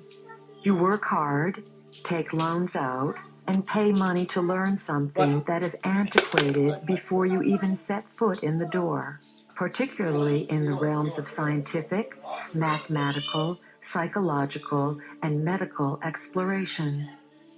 We are asking humans to come into full function as members of the family of light by imaging and energizing the pillar of light and pulling it inside the body. Command it. Make it your intention every day to operate with a cordon of light, for light frequency connects you and fills you with protection and information. Feel it move into the base of your spine, down your body, and into the earth, as well as coming out of your solar plexus area like a fountain and forming a golden shield of light around you. As you use the solar plexus area to determine what is going on, you will learn discernment through feeling. Since you are a frequency-controlled society, the ability of humanity to create technologies has been limited. In a less controlled society that has greater outreach or travel capabilities through space and greater interchange between systems, technological advances are quite astounding and uplifting. Many gifts and influences from outside this planet have been hushed up.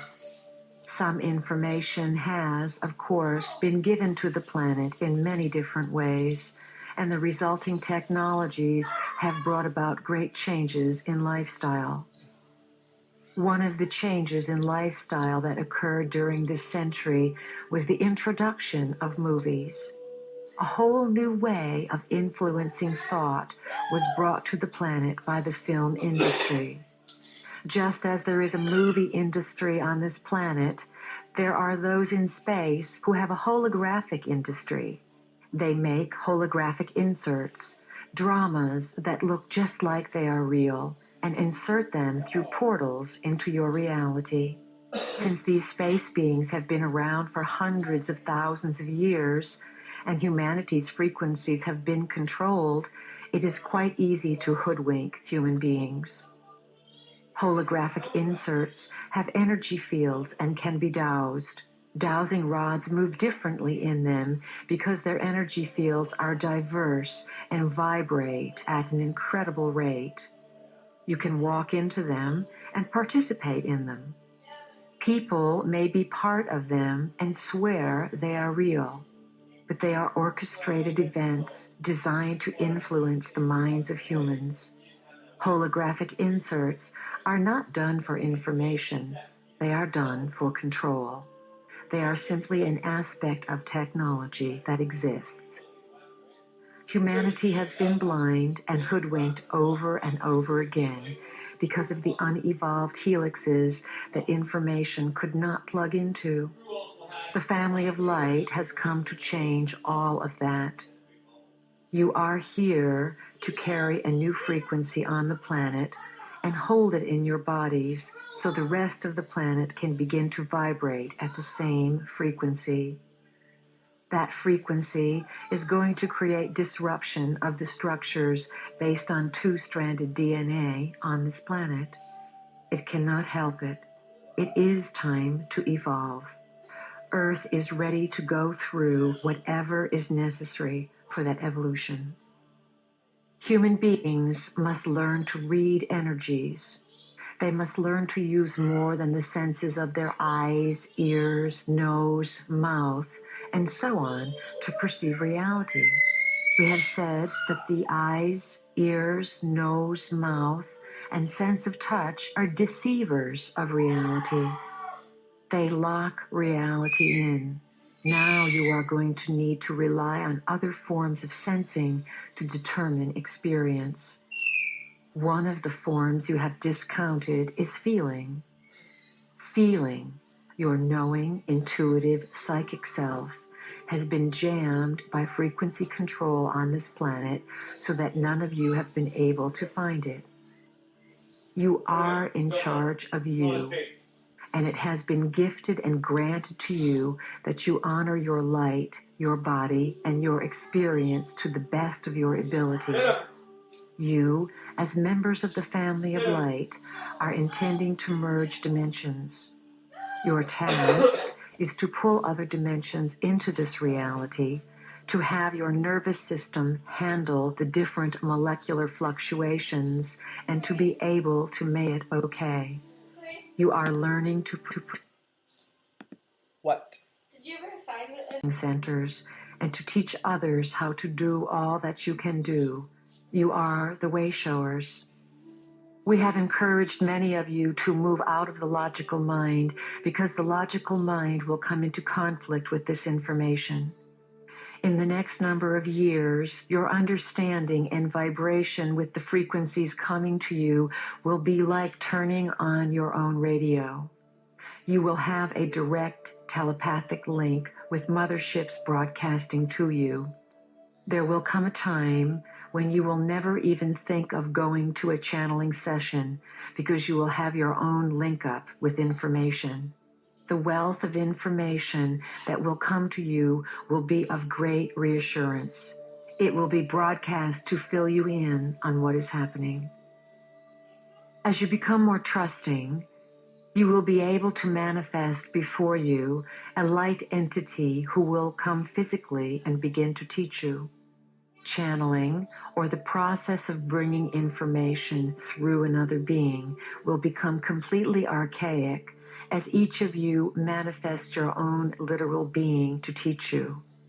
In the meantime, we are here to teach you, to remind you of who you are, and to give you an idea of what you can draw to yourself. What we want more than anything else is to assist you, as members of the family of light, to succeed in liberating the humans. Focus on the dance of yourself. To what tune will you dance, and to what magic will you perform, and to what heights will you be willing to push consciousness to give it a new definition of possibilities? The bringers of the dawn are those who carry the rays of the sun and bring light and knowledge. They have an ancient organization, an ancient society, an ancient spiritual bonding that keeps them doing certain work within a certain star system.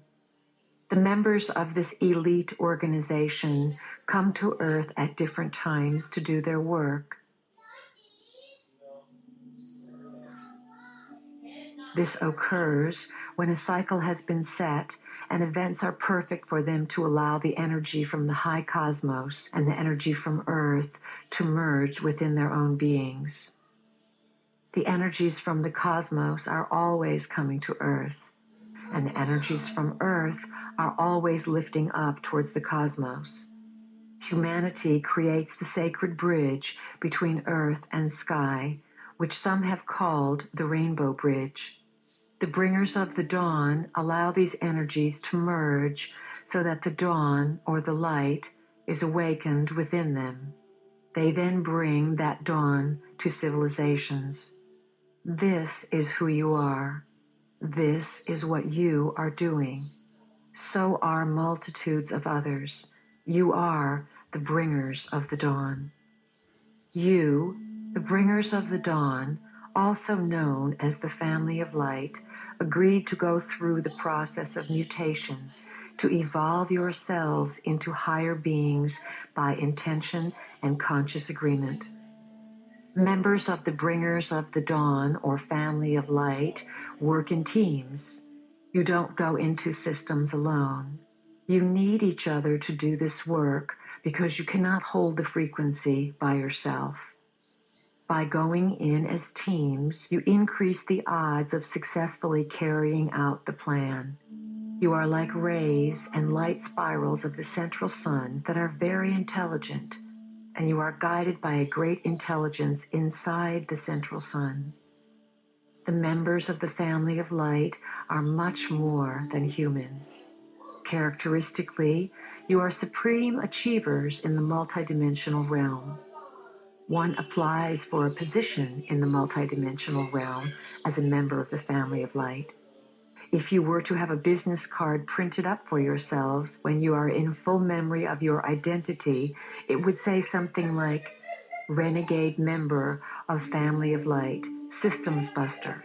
available for altering systems of consciousness within the free will universe, on call. You are renegades of light, and you decide to come back and stage another raid of consciousness, millions of you at this time, because you knew in working with Prime Creator's energy that there was a high probability that everyone would achieve a great richness of consciousness. As you begin to pull this light into your bodies and onto the planet, many people who like drama may be affected. They may be pierced by light and have a reaction, because the more light you bring, the faster it will spread.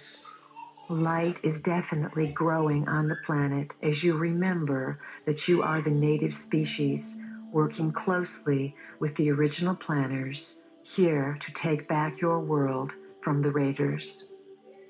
In order to survive in the times that are coming, it is imperative to move into the idea of thought manifestation or superconsciousness. There are those who are very aware that this movement of consciousness could begin to sweep the planet, and they are banking on it not occurring. It has already occurred.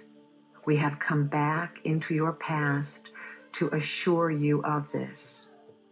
Thought comes first. Experience is always secondary.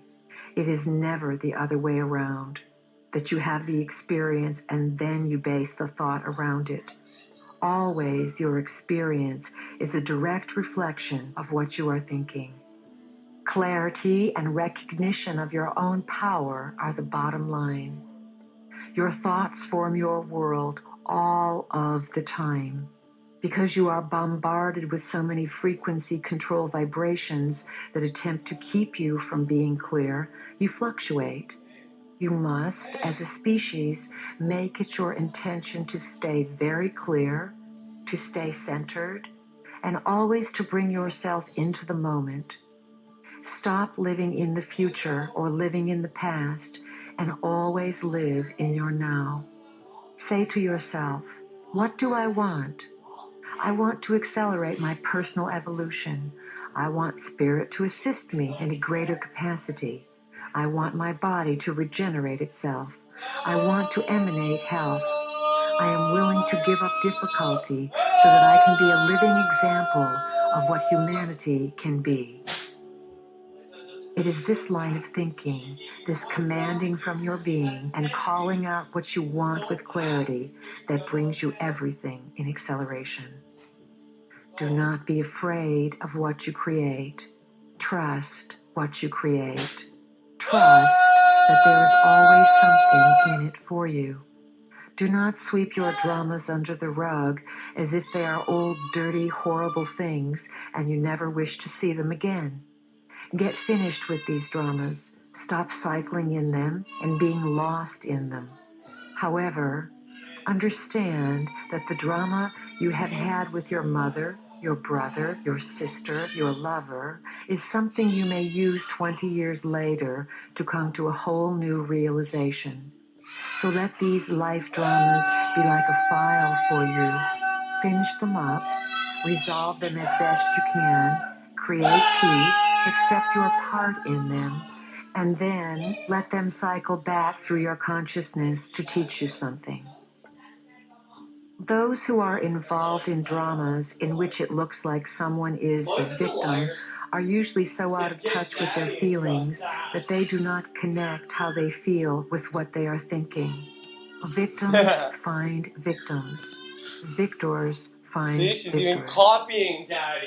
You are a result of your thoughts.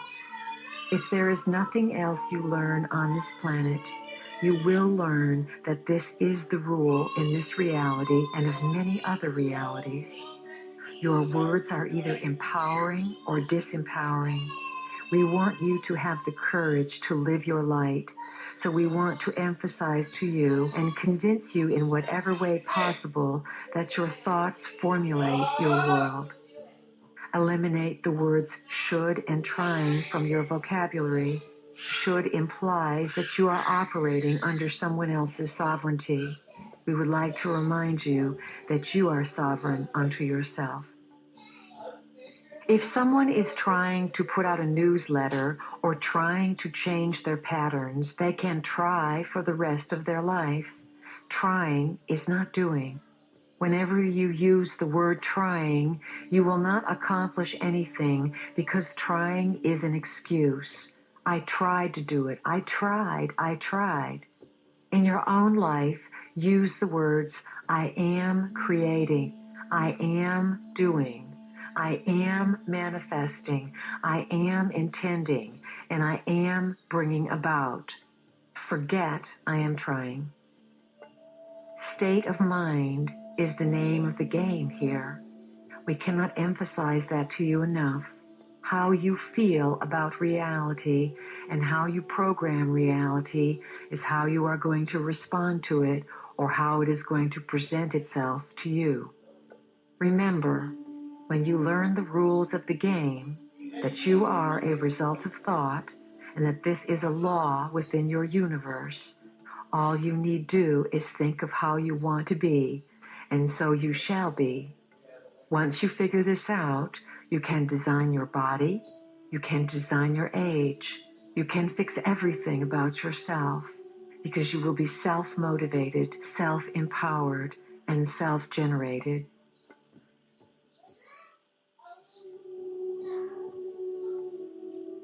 It is time for all of you to redefine your own identities in a much greater sense. Events are transpiring in the cosmos that you and even many of your political leaders have no idea of.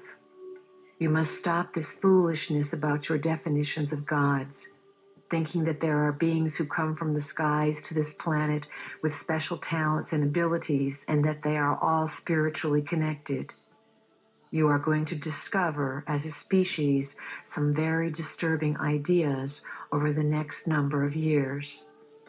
We are preparing you by decree of the family of light so that you can understand and be informed about your own options. Reach out with your feeling center and feel the confusion that is spreading around this world about what is going on. This planet has operated on a very low frequency, a frequency based on survival and a frequency based on disempowerment. Your identity has been based on what you could gather outside of yourself. The 12 helixes will render irrelevant everything that has represented and surrounded the 2 helixes. All of the money saved and property owned, all of the security based on the first 2 helixes that provides you with identity is completely irrelevant to the evolution of the planet. This planet is in desperate need of committed entities who are in search of the exalted self. The continuity we have been speaking of, that it will behoove you to bring into your lives, involves knowing from moment to moment inside your beings that you are committed to discovering this exaltation. This exaltation can be translated in words as a frequency, or a wave of feeling or vibration. You all understand vibration in terms of light and sound. Vibrations are ongoing. They carry and transmit forms of intelligence.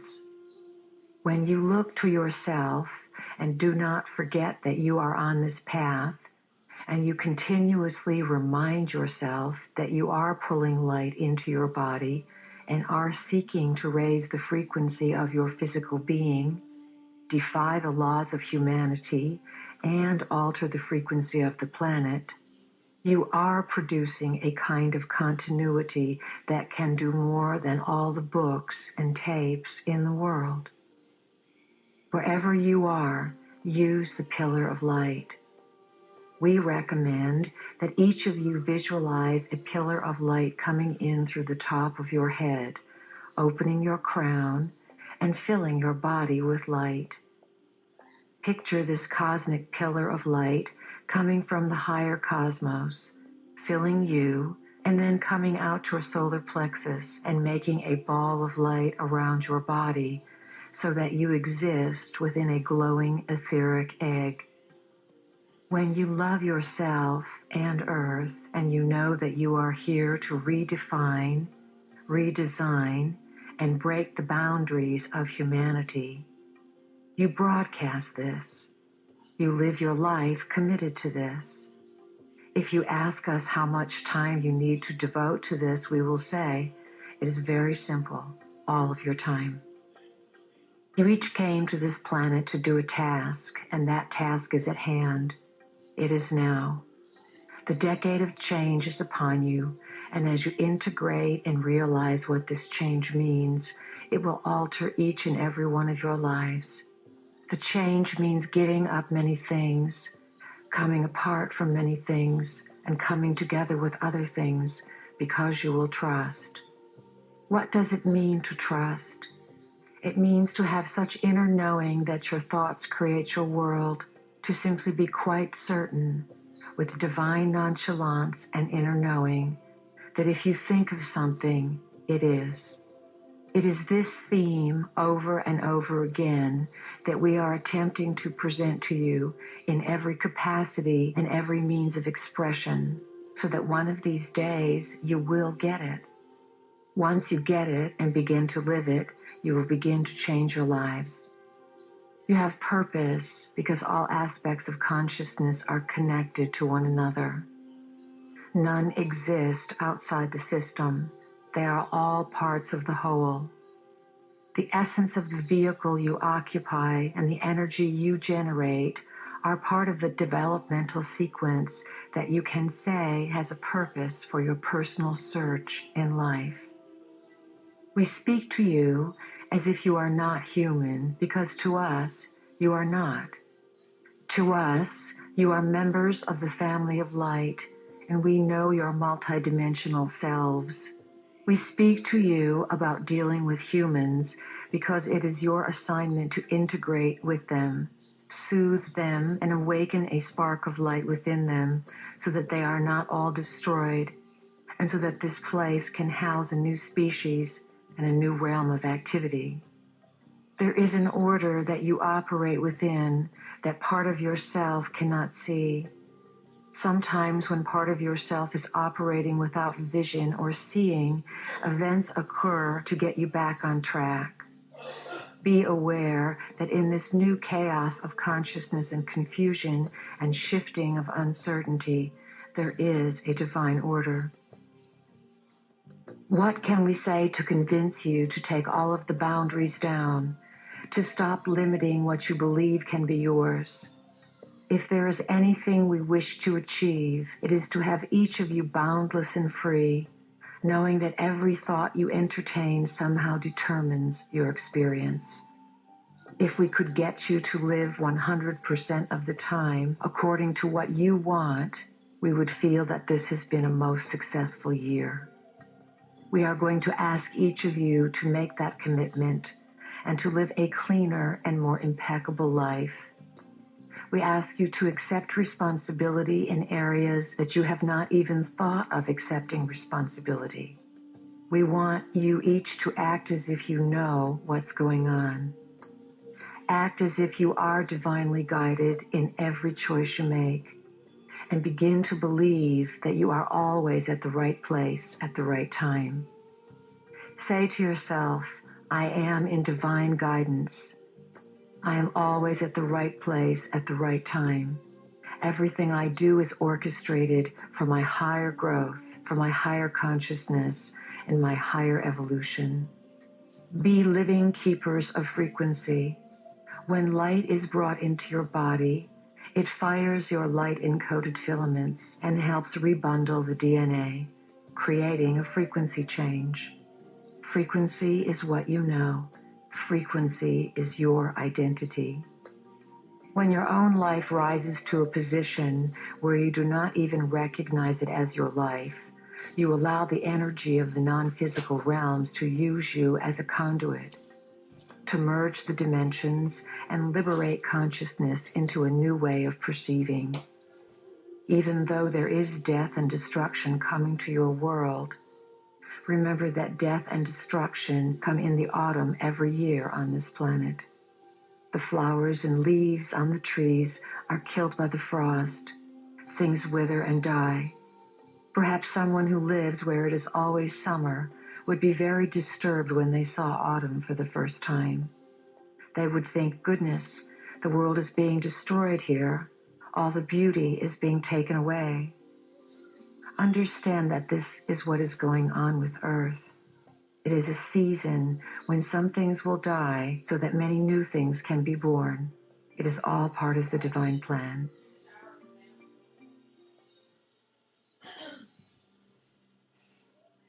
Even though human beings are not consciously aware of it, you know in the deepest portion of your beings that you move from one existence to another and gather experience so that your soul can understand and process data to give you a view of one reality.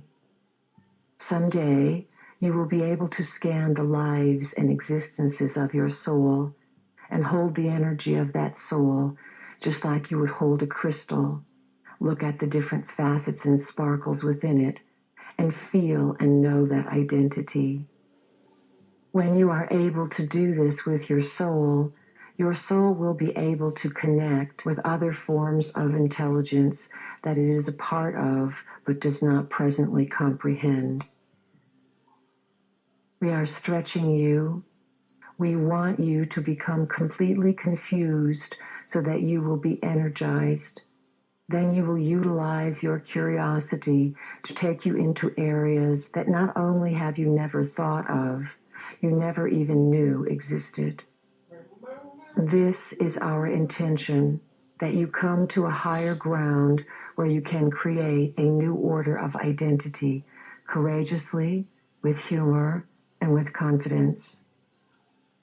All things are frequencies. If you knew how rapidly you are evolving, you might want to sit in a chair and put your hand over your head and say, I can't do it.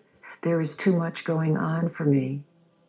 You keep the veil pulled down and pretend to go about life as if nothing is happening when you are continuously being upgraded with all kinds of changes to bring you closer to the higher dimensions. Think about and feel what you are going to achieve in one lifetime. Within the next 10 to 20 years, you will move from being dense physical creatures into creatures of light in the age of light. Can you conceive of this? Everything that you are doing is bringing you in a divinely perfect way to that place. At some point, you will understand the importance of every event in which you are participating and the integrity of the whole. At times, you will recognize that the energy has become too much and that you are not calm and centered.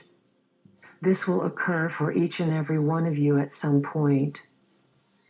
In some way, you will feel as if too much is happening. There will be too much data to compute, too many people to talk to, or too much going on. At those times, what you need to do more than anything else is rest. Some of you will need a tremendous amount of sleep at different points. There will be times when some of you will wish to sleep 18 hours. Do it. It is necessary. You have no idea of the lands you travel to and the work done on your physical body when you sleep. It is the time when you are unplugged from this reality and recharged and taught in other realities. The bridges and your eyes will open between realities, and you will begin to see and carry these memories. Remember, Earth was sealed off eons ago. Earth was created to be one thing and then completely got off track after millions of years of existence. Many of you incarnated here over and over again and got really frustrated because every time you incarnated, you had an intention of doing something, but half the time you forgot what it was. Some of you were able to achieve mastery upon this planet and get yourselves off it through the ascension process. Others of you clamored that you wanted a time when this quarantine or seclusion from the rest of cosmic society would come to an end. Because of you and the multitudes that are on this planet and surrounding this planet, the present time period was born. Assistance comes to you in all avenues of life, yet others cannot do things for you because you designed life in such a way that this species must self-motivate and evolve in order to be empowered. Those of you who are tremendously knowledgeable decided to incarnate in the species to empower it by being an example for the rest who cannot do it for themselves. You make new pathways of being as you broadcast who you are. When you gather in rooms for channeling, you ask for a tremendous number of reminders and a tremendous amount of encouragement along the way. Some of you are finding that you cannot make it without the encouragement. This is understood. It is why we are here most of the time with tremendous patience for you. We wish to give you the opportunity to claim who you are. The avatars and masters have now permeated tools for teaching. You are implanted with a structure, a geometric form, which triggers certain information within you. No one is implanted who does not choose it. This structure of the language of light is a way of receiving information and energy to facilitate your development. It involves opening to the belief that there is indeed a hierarchy, immense beyond your comprehension, that has been working with humanity since the very beginning. The forms that are implanted come in a variety of shapes, such as the pyramid structure. On this planet and throughout the cosmos, the pyramid structure is utilized to represent a great unity of consciousness. The structures of the sphere and the spiral will also be implanted inside you. There will also be implanted the structures of the parallel lines and the cube. And, of course, there will be the structure of the Merkaba vehicle, which is the five-sided figure. The five-sided figure represents the figure of the human being in its most unlimited state, the totally free human. Which implant or geometric form will be implanted inside you will depend, first of all, on your request for alignment. It will also depend on your belief that these entities choose to be available to you if you choose to be available for them. As you begin to unfold and allow what are called miracles or magnificent events to manifest in your life, they will begin. Those of you who are willing to believe that there are truly no limitations will be able to take the Merkaba structure and move yourself off the planet with it while you are still living on the planet. The desire to do this must exist in you if you are to be implanted with the Merkaba. Already some of you have attempted to travel with it, and you know how it can be used in your being. When you truly call the Merkaba to yourself, and you are willing to get the feeling of what that truly means, to be unlimited consciousness that travels within your body and without your body leaving the planet, that is when implanting will occur. The spiral is one of the basic forms of the language of light geometry. It is a bridge, a teaching unto itself. The form of it is coded with information, and when you ride the spiral, it is seemingly non-ending. This shows you that the journey into yourself is non-ending, and that the journey outside of yourself is non-ending. The spiral exists in many dimensions.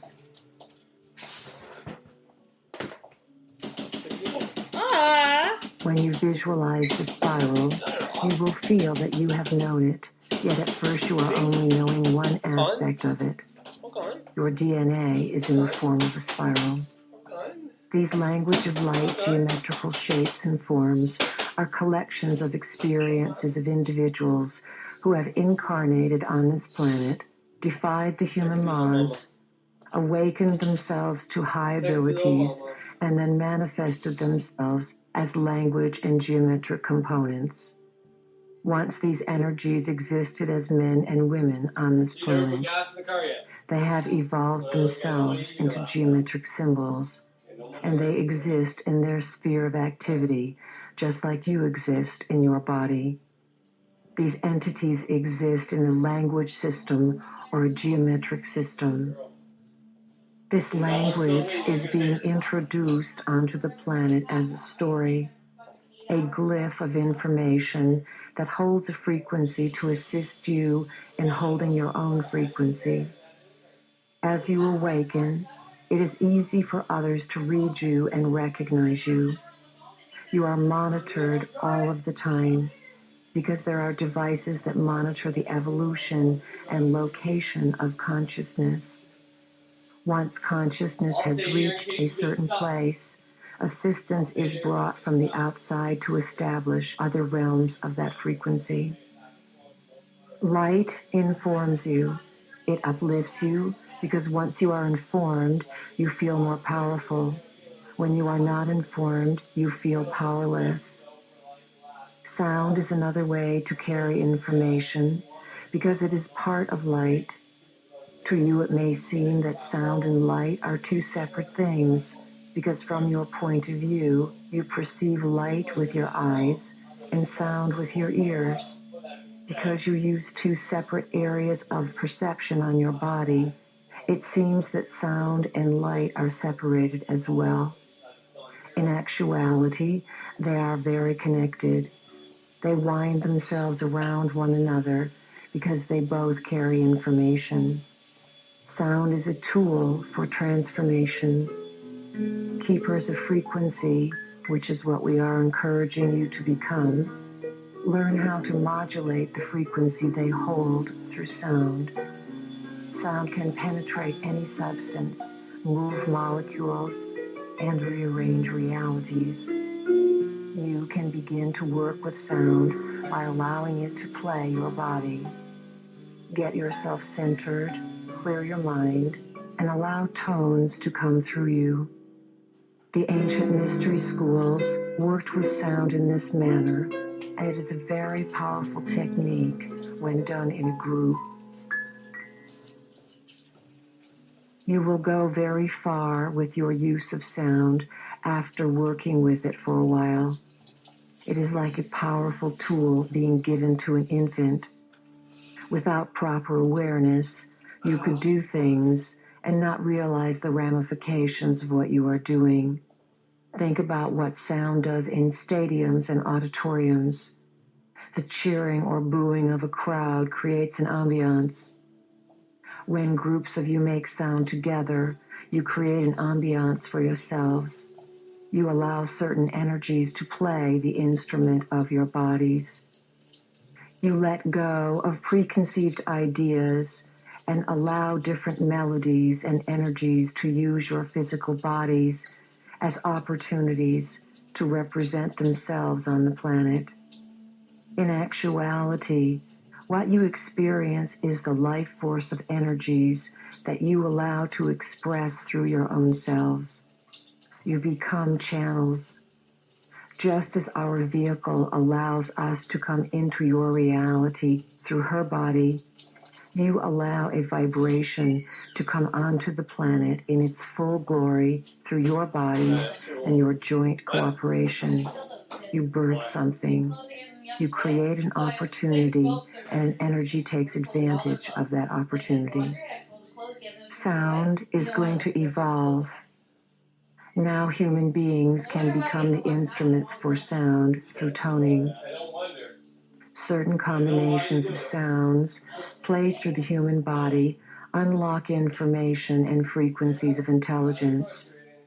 Being silent for a long period after the harmonics allows human beings to use their bodies as devices to receive and absorb the frequencies and to use the vehicle of breathing to take them into an ecstatic state.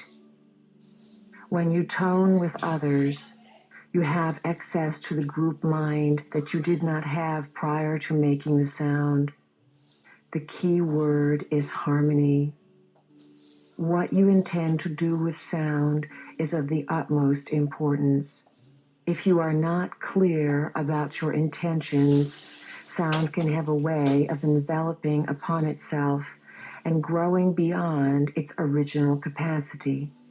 It doubles and quadruples itself with its own impact.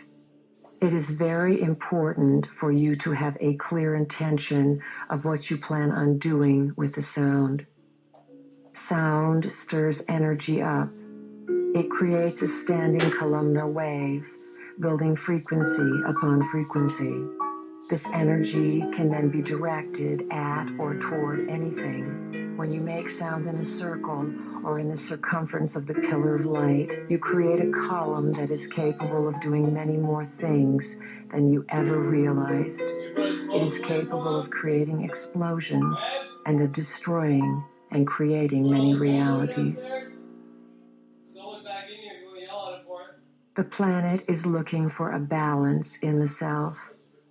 Since the self is a composite of all things, it is a harmonic that balances all of your extraterrestrial selves, multidimensional selves, and male and female selves. As you access multidimensionality, you must merge male and female. You will not stop at the separation or fight between men and women that has been going on for thousands of years. Who is creating the separation between men and women? It is the Creator gods who have set up this paradigm for you and instigated these frequencies from other points of view. The separation story has served them well because of the havoc it has created. The male vibrations came into power in recent times, some 5,000 years ago. In order to slowly recognize who they were, they completely and totally disassociated themselves from anything that was formerly in power, the matriarchal movement and females. Females operate traditionally through the realms of intuition and feeling. Males have also been carriers of intuition and feeling a multitude of times. But in this recent separation, they did not carry feelings with them. There was a huge schism, and the males and females on the planet came into great conflict. Why did this occur? It was a setup. It was set up by the Creator gods who took over the planet and raided the reality, feeding, keeping themselves alive and functioning, and nourishing themselves off emotional turmoil. Remove yourselves from your personal drama and realize that it is all symbolic. You don't need to take what you are doing personally or carry it as a personal burden as if it is just yours. It is not just yours. It is universal. As members of the family of light, you have come here to transmute for the species.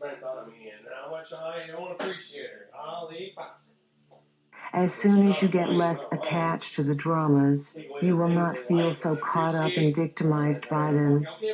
You will understand that this is a collective of energy you are dealing with. So collectively, if you can come to the realization inside yourselves, you can broadcast a new vibration for women and men to harmonize with. All of this is now coming to a point of stabilization or equalization. The female began to open her throat about 30 years ago, making the opportunity to speak fashionable. The problem is that many females ended up shutting down their feeling centers as they opened their speech centers. They began to become very much like males. A balance is needed. Now the female is finding the need to awaken the feminine principle inside herself. She is in a female body and has mastered the use of the male vibration within herself. She has gone out into the world and she feels powerful. She can walk the streets without a veil on her face, and she can decide whether she wants to be married. She is her own property. She is responsible in this country for her own decisions. She is beginning to soften and to awaken the portion of herself that nurtures her and brings her life. As she makes herself whole with her male and female portions and allows herself to experience the evolved DNA, she broadcasts this frequency. This frequency will become very prevalent upon the planet. It is inevitable that men will open their feeling centers. That is the next step men must go through to establish a balance with the female. This will happen very quickly for men. It will not be a 30-year process because men at this time are moving as a populace into confusion. Men are realizing that they don't like what is occurring and they are questioning authority. You do not have a pantheon of powerful female creator images. You have nothing on which to pattern a positive image of the empowered feminine. So men are striving to be male, and women are striving to be empowered through a male vibration because you do not have a clear vision of the empowered female. You must create it. Begin to recognize the wealth of energy in the female version of self, which is intuition, receptivity, creativity, compassion, and nourishment. You are discovering that there is a wealth of identity in an essence that has been discredited for a long time. If you are female, of course, you are a living form of that essence. Men must discover their form of the goddess within themselves, where the goddess meets the God in them. Point is, I'm smoking less. By the same token, the view of the money. masculine is distorted. You do not have an example of an empowered feeling male. Society has deemed feeling male soft and lacking in masculinity. Men are beginning to look at their emotions and say, hey, I feel this, and know that they are still men. So men and women are both creating role models for empowered, integrated versions of masculine and feminine. These models are coming, and they are coming quickly. The time for separation is finished. As all of you are on the path of integrating the polarities within yourselves, difficult issues are going to come up over and over again. Welcome the difficult times, for they can be your greatest teacher. Stay focused on your own growth, your own path, and your own self, and not on what others are doing. Call on your own internal masculine and feminine, and set up a dialogue between them so that they can begin to work in partnership and harmony. Give yourself a lot of love and encouragement. Make an appointment with yourself and say, I love you, self. You are a wonderful self. You are number one, the best self. You are here to master a very difficult task in a system that is dark and gives very little input, stimulation, or information about the true story. You are here to do the impossible. By committing to love yourself and making this commitment the number one step from which you operate every day, everything falls into place. You become whole and complete. Then you are ready for a bonded relationship with another who is complete, and that relationship can take you into unexplored realms. When the library of yourselves was torn from the shelves and scattered, and the DNA was split so that there were only 2 strands left with very little data and very little memory, sexuality was left intact in the physical body. It was left as a form of reproduction, of course, as a form for the species to stay in touch with its own essence and bring itself into life. Very deep inside the mechanism of sexuality is a frequency that can be attained that has been sought after and misunderstood by many people. It is called orgasm. Sexuality connects you with a frequency of ecstasy, which connects you back to your divine source and to information. The discovery of the highest frequency of sexuality arises from the love experience. It has nothing to do with relationships being either homosexual or heterosexual. It has to do with two human beings bringing pleasure to one another in a way that opens frequencies of consciousness. Love is the essence that is to be created in all relationships. If you love and honor someone, it doesn't matter what your composition of density is. What matters is the love vibration and how you explore this love, which ideally is gifted and coupled with the integration of the male and female counterparts that make the twin flame. Ideally, sexuality is explored through feelings. The third and fourth chakras connect you to the emotional and compassionate selves, which connect you to the spiritual self. The spiritual self is the part of yourself that is multidimensional, through which you exist in many forms simultaneously. It is your assignment and agreement and task to be aware of all of these realities in the identity that you are. When you are aware, you can tune into the different frequencies, remember who you are, and change the vibratory rate of this universe. Before DNA was rearranged, the way many people reached the higher realms and were able to climb the ladders of themselves and reach into off-planet frequencies was by electromagnetically bonding through love. They created a rocket ship-like experience to propel them out into other systems of reality. This has been one of the best-kept secrets upon the planet. You were left with the frequency of the orgasmic experience in sexuality so that you could remember your higher identity. When this energy or history of yourself is revealed and you discover who you are, you will unite many bodies of your personal multidimensional identity in your physical form.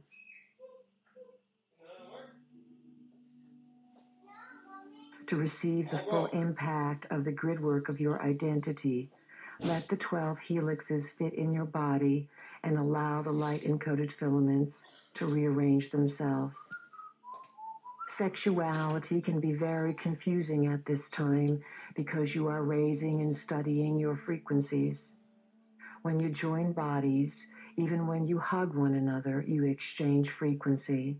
When you are having a sexual experience, there is a hormonal release inside the body. The hormones awaken certain energies inside the cells, and there is a transference of one person's essence into the other person. That is why when you have had sexual experiences with someone, you sometimes cannot get their energy off you. Even though you don't want to be with the person, the sexual experience stays with you because you have had an electromagnetic exchange. If expressing yourself sexually encouraged your greatest growth, you would automatically create that experience for yourself because you would be ready for it. Understand that during the process of evolving the self, very often a period of dormancy in sexual activity occurs. Within the sexual frequency, you exchange with one another. So, if you are bonding yourself and chemically exchanging with a person who is not of your likeness, you are taking on their garbage because you are exchanging energy quite intimately. The population must clear the negative connotations and judgments that have colored your sexual experience for eons. You must make peace with sex in order to integrate the frequencies and identity. Things have been manipulated and given a boundary of limitation so that the truth of sexuality has been kept from you. You have been told that you can procreate with it and have orgasms, but you have not been told that you can open frequencies with it. You can come into contact and use it as a method of remembering who you are. and altering the vibrational frequency of your body. In the next few years, your expression of sexuality will have a whole new dimension.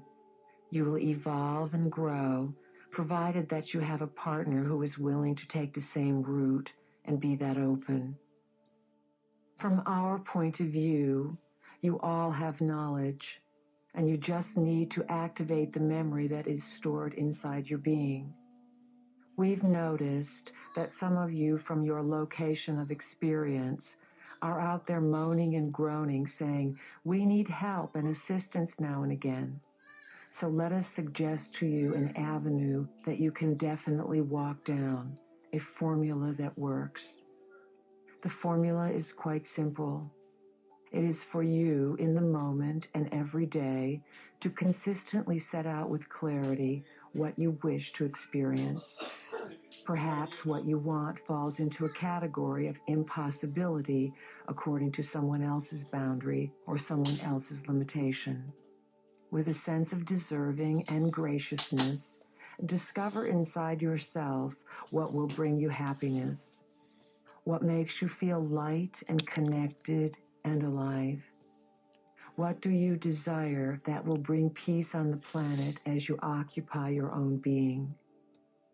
Whatever those things are, begin to want them.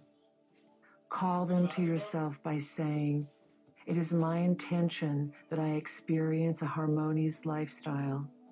It is my intention to experience health and energy that lead me to creative adventures.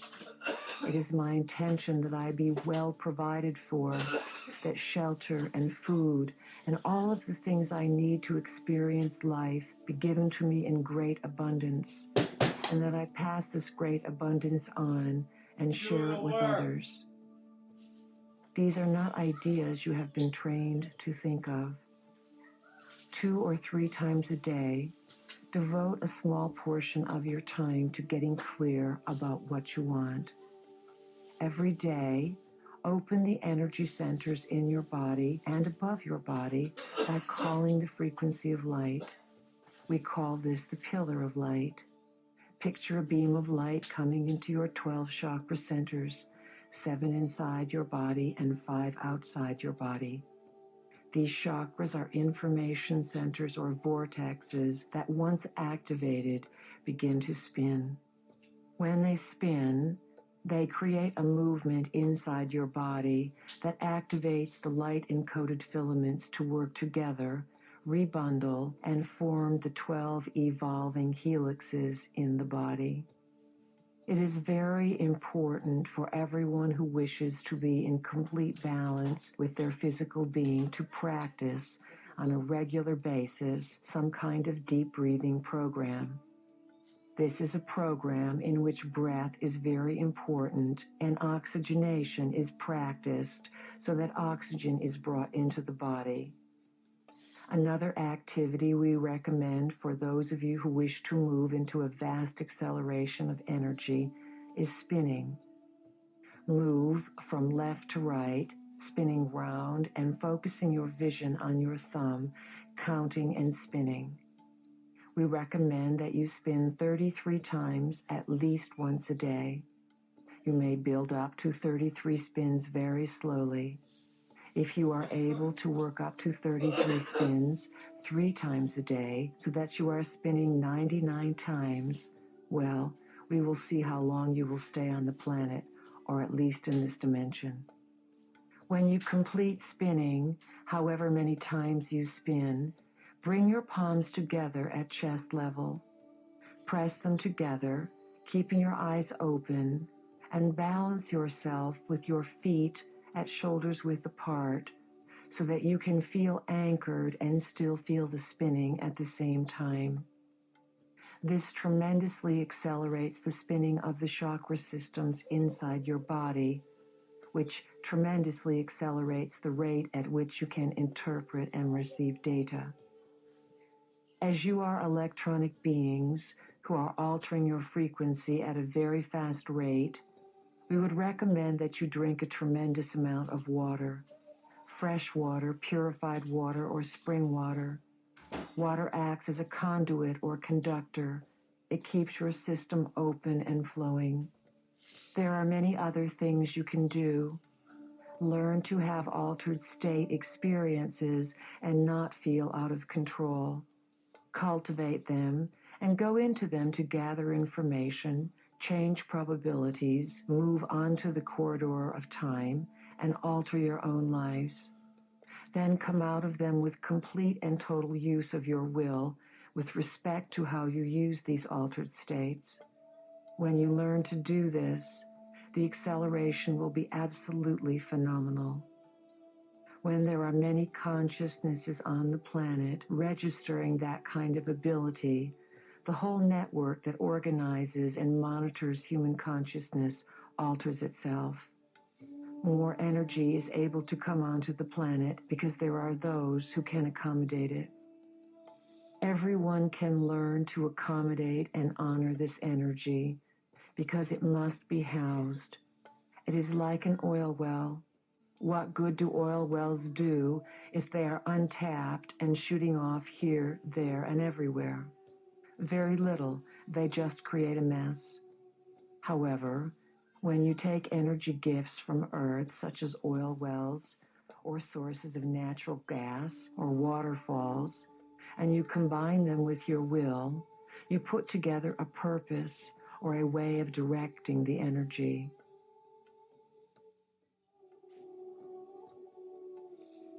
Then, a wealth occurs for those of you who direct these natural resources.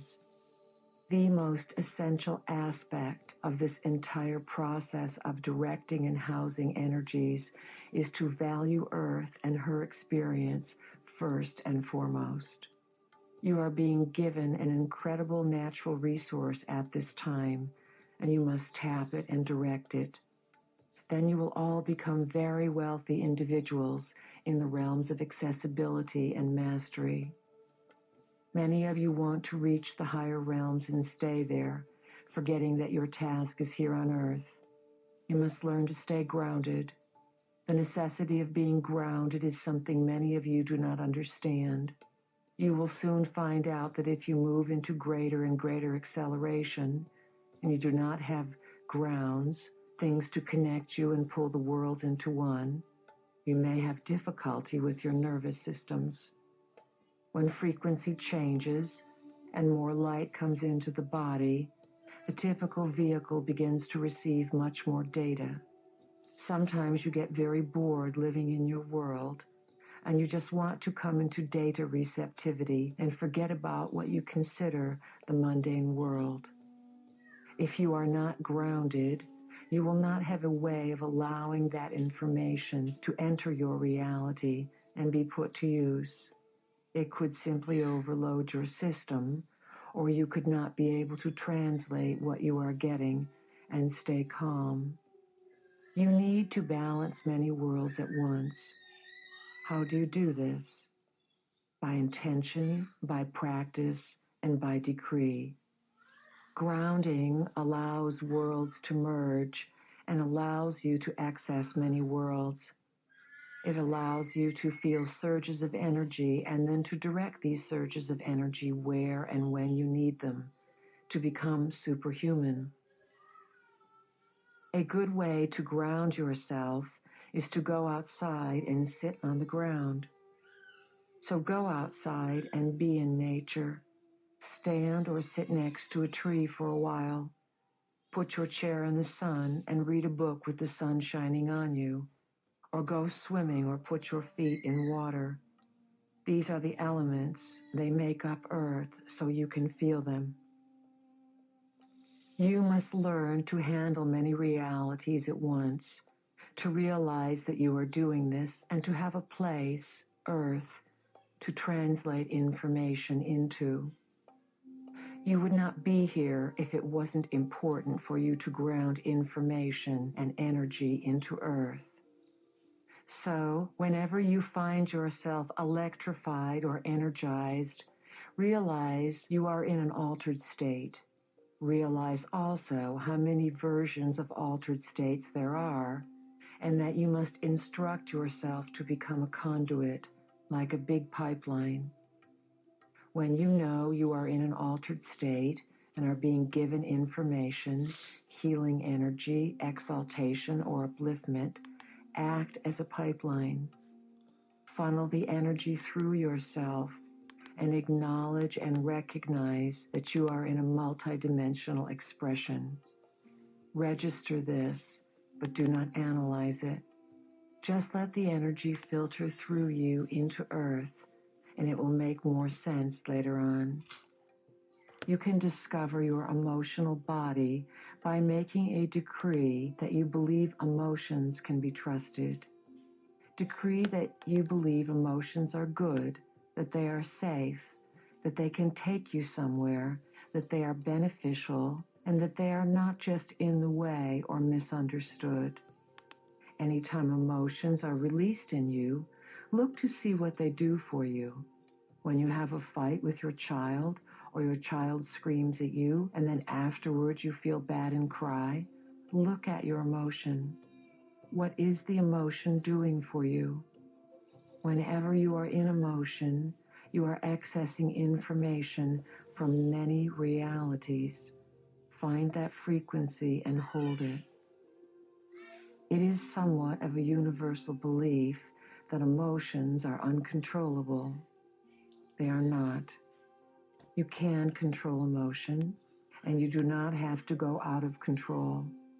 Emotion can become a frequency inside of you through which you feel to the depth and core of your being.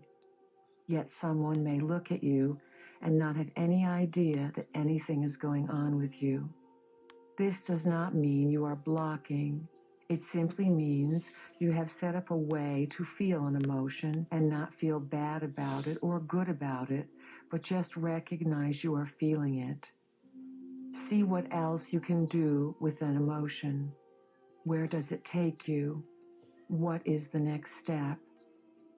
Disengage from the event that brought about the emotion. That will help some of you. Bodywork serves to bring about a release. You have used the tissue and muscle of your body as armor to cover up your skeleton. This tissue has compacted and buried itself and kept what is in the skeletal form from rising to the surface. You want to access information that is within bone, for bone is where the story is held, while the blocks are held in tissue. You must go through all these layers to get to the truth inside your body. Remember that all things exist as a vibration. Animals were put upon the planet to be companions for you, to live on the land and to feed you and shelter you if necessary. This was to be done with love. If you live on a farm and raise your own chickens and pigs, and if you feed them food, and if, when it comes time to bring them to slaughter, you do it with compassion and love, then it is fine. You give quality of life to the animals, and then the animals in turn recycle themselves to give you love and quality of life. That is the ideal. That was the reality for a long time upon this planet. It is not the reality any longer. Be aware of the vibration within things. Let your body speak what it wants. Let yourself be willing to change, because your body, as it attempts to raise its vibration and build a light body, will move away from certain foods. Intend that you wish to change your diet, and then intend that things come to you. We emphasize over and over again that you are much more than physical beings. You exist in many realities, and you have a multitude of guides. So each of you needs to become more clear in your intentions. What do you want? State, I want to evolve. I want to change my diet. I wish to have a greater sense of intuition. Be clear about what you intend. The words, I intend, have tremendous power. True health would consist of 12 completely mutated and evolved helixes inside the body, which would activate full brain capacity. It will take a while for the 12 helixes to be completely activated, though they can begin to be plugged in. Some of you have experienced them as plugged in, yet not activated. When they are in activation, the full brain is in operation, and you are geniuses. You know everything. You are telepathic, and you are able to do anything because you are the host of the living library. You have the card that allows you to access any kind of information stored all over this planet.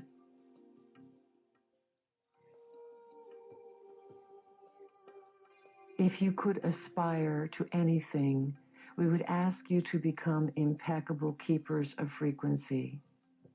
Keep inside yourself knowledge and information of the highest order, an order of unlimited being. Make that frequency simply by living it available to all around you by walking your streets, shopping in your stores, and simply resting on your pillows in the evening and knowing who you are. There will come a time when you will no longer need to seek information outside of yourselves. At this time, we and others like us come to trigger you, to round you up, to gather you together, and to put you into clusters so that you can reflect off each other and electromagnetically charge each other. When we work with you, we create sparks of light that allow openings. As these openings occur within you, you vibrate at such a rate that you affect everyone around you. Whenever something clicks with one of you, you send out a frequency of recognition and other people pick it up. This is how the group mind grows. It occurs without you rationally understanding it or specifically having a picture or a realization of it, because it happens electromagnetically within the body. You create the raising of the energy according to how much you are able to handle. We want you to be able to go to the edge of a cliff, step off it, and stand in the air next to the edge of the cliff. We want you to be out there. We want you to recognize the heretic inside of you, the part that knows and is going to break this reality wide open and establish a whole new paradigm of consciousness. This is not going to be done by one world leader. It is going to be done by the masses because the masses are ready for it. At this time, the guardians of light are on this planet in the millions. All you need to do is evolve yourselves. Your work at this time is very intensely involved with the self, the physical vehicle that you presently occupy. It is the self that allows you to play this game at this time. Love it, honor it, cherish it, take good care of it, speak very well of it, and intend that it perform at optimum capacity. That is all you need to do to be open to connect with your family of light. Then be prepared to find out who light has met, who light is going to introduce you to, and who light indeed are.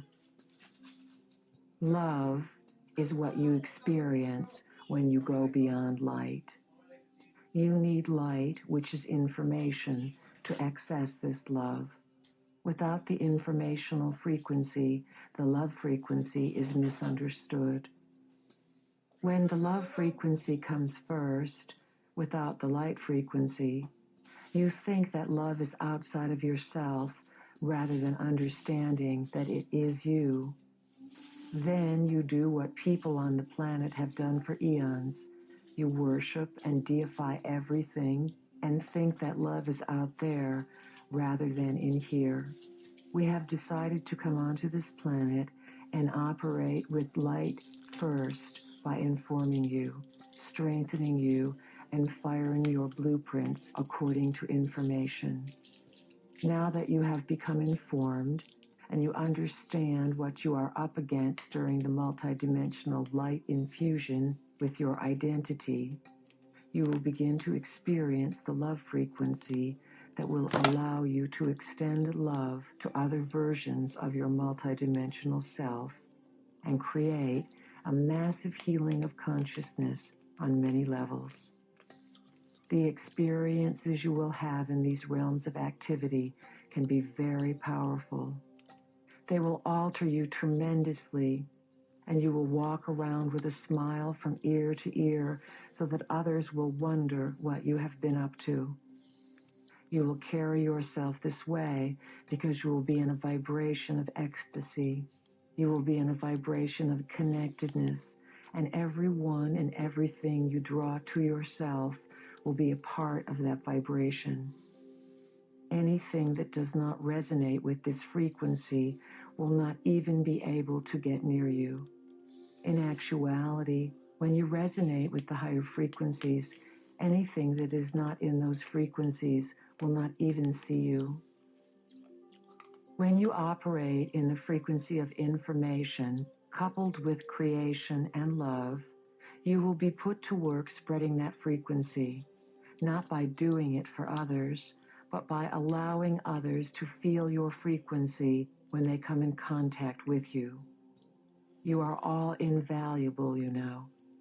Those of you who master these things, and there is no reason why all of you cannot, will be in a very high demand one of these days. You will be looked upon as superhuman. However, it is not for you to separate yourself from the population. It is your place to teach the population and show them how they can do the same thing. Frequencies are to be given and shared freely so that everyone can discover what they can do for themselves. This is how this planet is going to evolve. Awareness is awakening within the masses on this planet. The sum total of events as they quicken and unfold is seeping its way into everyone's reality. These events are orchestrated and designed to bring you collectively, as a species, to this new octave of light expression. This infusion from the galactic tidal wave of light comes from the future through portals you open on this earth plane as you follow and weave yourselves through the journey and story we have shared with you. The masses are awakening. You see them around you, and you feel the rumblings of consciousness, the internal earth changes, which will truly mark the rites of passage for all of humanity. We have, with the greatest assistance from our teachers, presented to this planet information that we feel can harmonize our purposes and pool our energies. We feel that we have given to this planet at this time a succinct message of inspiration, a message that holds waves of truth. It is a message to tickle, a message to entice and call forward that part of the self that has been hidden away and lying dormant. We feel that the material we have been sharing is to awaken within you what you know. It is to bring you to an understanding of the different versions of your reality's illusion as it has been sold to you, and to an understanding of what your part in all of this is or can be. We have stimulated each and every one of you with our thought-provoking messages.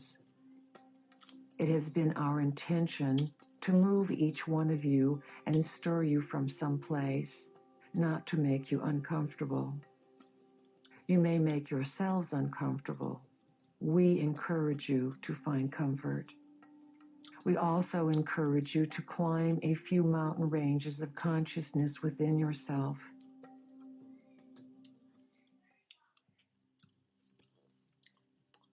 To go to new places of comfort, and to find those valleys of eternal youth, eternal vitality, an ongoing expression of creativity. There you will find new vistas of consciousness and a galactic wave of light from the future. In this final message, we speak into the soul and heart of every one of you. We ask you to hear the call, to recognize it, and to step forward as a member of the family of light. Have the courage in all the days you walk this planet to live that light and share it with all you encounter. This does not mean to preach or sell that light. It means to live the light you know you are, to discover in the simplicity of your being the purpose of your existence, to blossom with it, and to reseed this place that is planet Earth in its deepest time of transition. Process of moving into this higher octave of understanding, this blending of dimensions and creation of new territory, will lead everyone through greater understanding of death. Your light will be needed. Your light represents what you know. It is time for you to share the discoveries and miracles of operating the physical vehicle in these times of change and transition that involve the death of the world as you know it. When there is a death, there is also a rebirth. Something dies and something new is born. As this planet moves closer to these days of great change, each of you will be called upon to stand as pillars of light. You will show the way in times when people are desperate because the old ways are no longer solutions. They no longer fit and no longer apply. We have intimated that light brings about much of this chaos on the planet. So, during these times, your gifts will be needed. You cannot run and hide because you are needed to weave through the communities and bring alternative ways of being. You are needed to share your belief in creating reality through your thoughts and to show others how this works by healing and creating new ideals of civilization and cooperation. As the days begin to unfold, they will reveal the ancient prophecies as they are coming alive.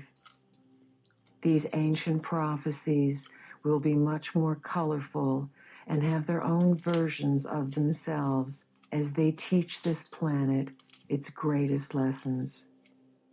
As you evolve, you carry what you know forward, and you share it and live it. You become a greater vessel or greater expression of light. Through this process, you will find that over the next few years, you will be catapulted beyond the speed of light with what you know. The abilities and talents and information that will come to you are simply inside of you. The light body is the body that holds the complete mutation of the species. It will be able to juggle realities through the shifting of consciousness by intent from one view to another, like turning the stations on a television. The light body will hold all of this encoded data and be able to translate it at will. Remember, matter is simply light that is trapped. As you build your light body, you are allowing a reorganization of the molecular structure, a loosening of your grip upon a certain aspect of materialism so that your spiritual understanding can be more in tune with your day-to-day life. The building of the light body is the allowing of less trapped matter to manifest and allow light, which is freer in expression and in seeking its own source, to become who you are so that you are not so solid. As you raise your vibratory rates, you become your light body. You will see the change in your body literally. Your body will become more vital, more youthful, more nourished in its own being, and definitely the processor of a multitude of information. It will become a super being. The building of the light body involves becoming a super being. Extending the longevity of the cellular body through rejuvenation and extension of cellular life is coming back into fashion. This is part of building the light body, a body that is not so dense, that does not self-destruct, that self-generates, and that self-replenishes. This is what you are all striving for. You would be your light body, and you would feel it if your logical mind were not so worried about whether it is possible. Society is not telling you it is possible. We cannot emphasize enough to you that you must stop listening to society. This is going to be the hardest task for you to do and the biggest break for you to make. You have the societal self and the spiritual self, and you must decide which one is sacred. Which one is your source of authority? Let your intuitive self become your authority. Allow your intuitive self to be the standard bearer of your experience, which is experience no one else is going to validate. Your experience springs from the assignment that you are knowing and not necessarily remembering that you are on. If you approach all that you know with the stance that there is divine order and divine purpose, without your ego aspect comprehending it all the time, you will move through realities. There will be many different ways this galactic tidal wave of light will be experienced. It will catapult everyone into some exaggerated version of their greatest opportunity. That, of course, is each person's choice. Our final words include a thank you to all of you who recognize the light source that is a part of your identity and that moves you to follow the silent whispers that echo down the golden spirals through the corridors of your own being. We honor you, we recognize you, and we are here to assist you.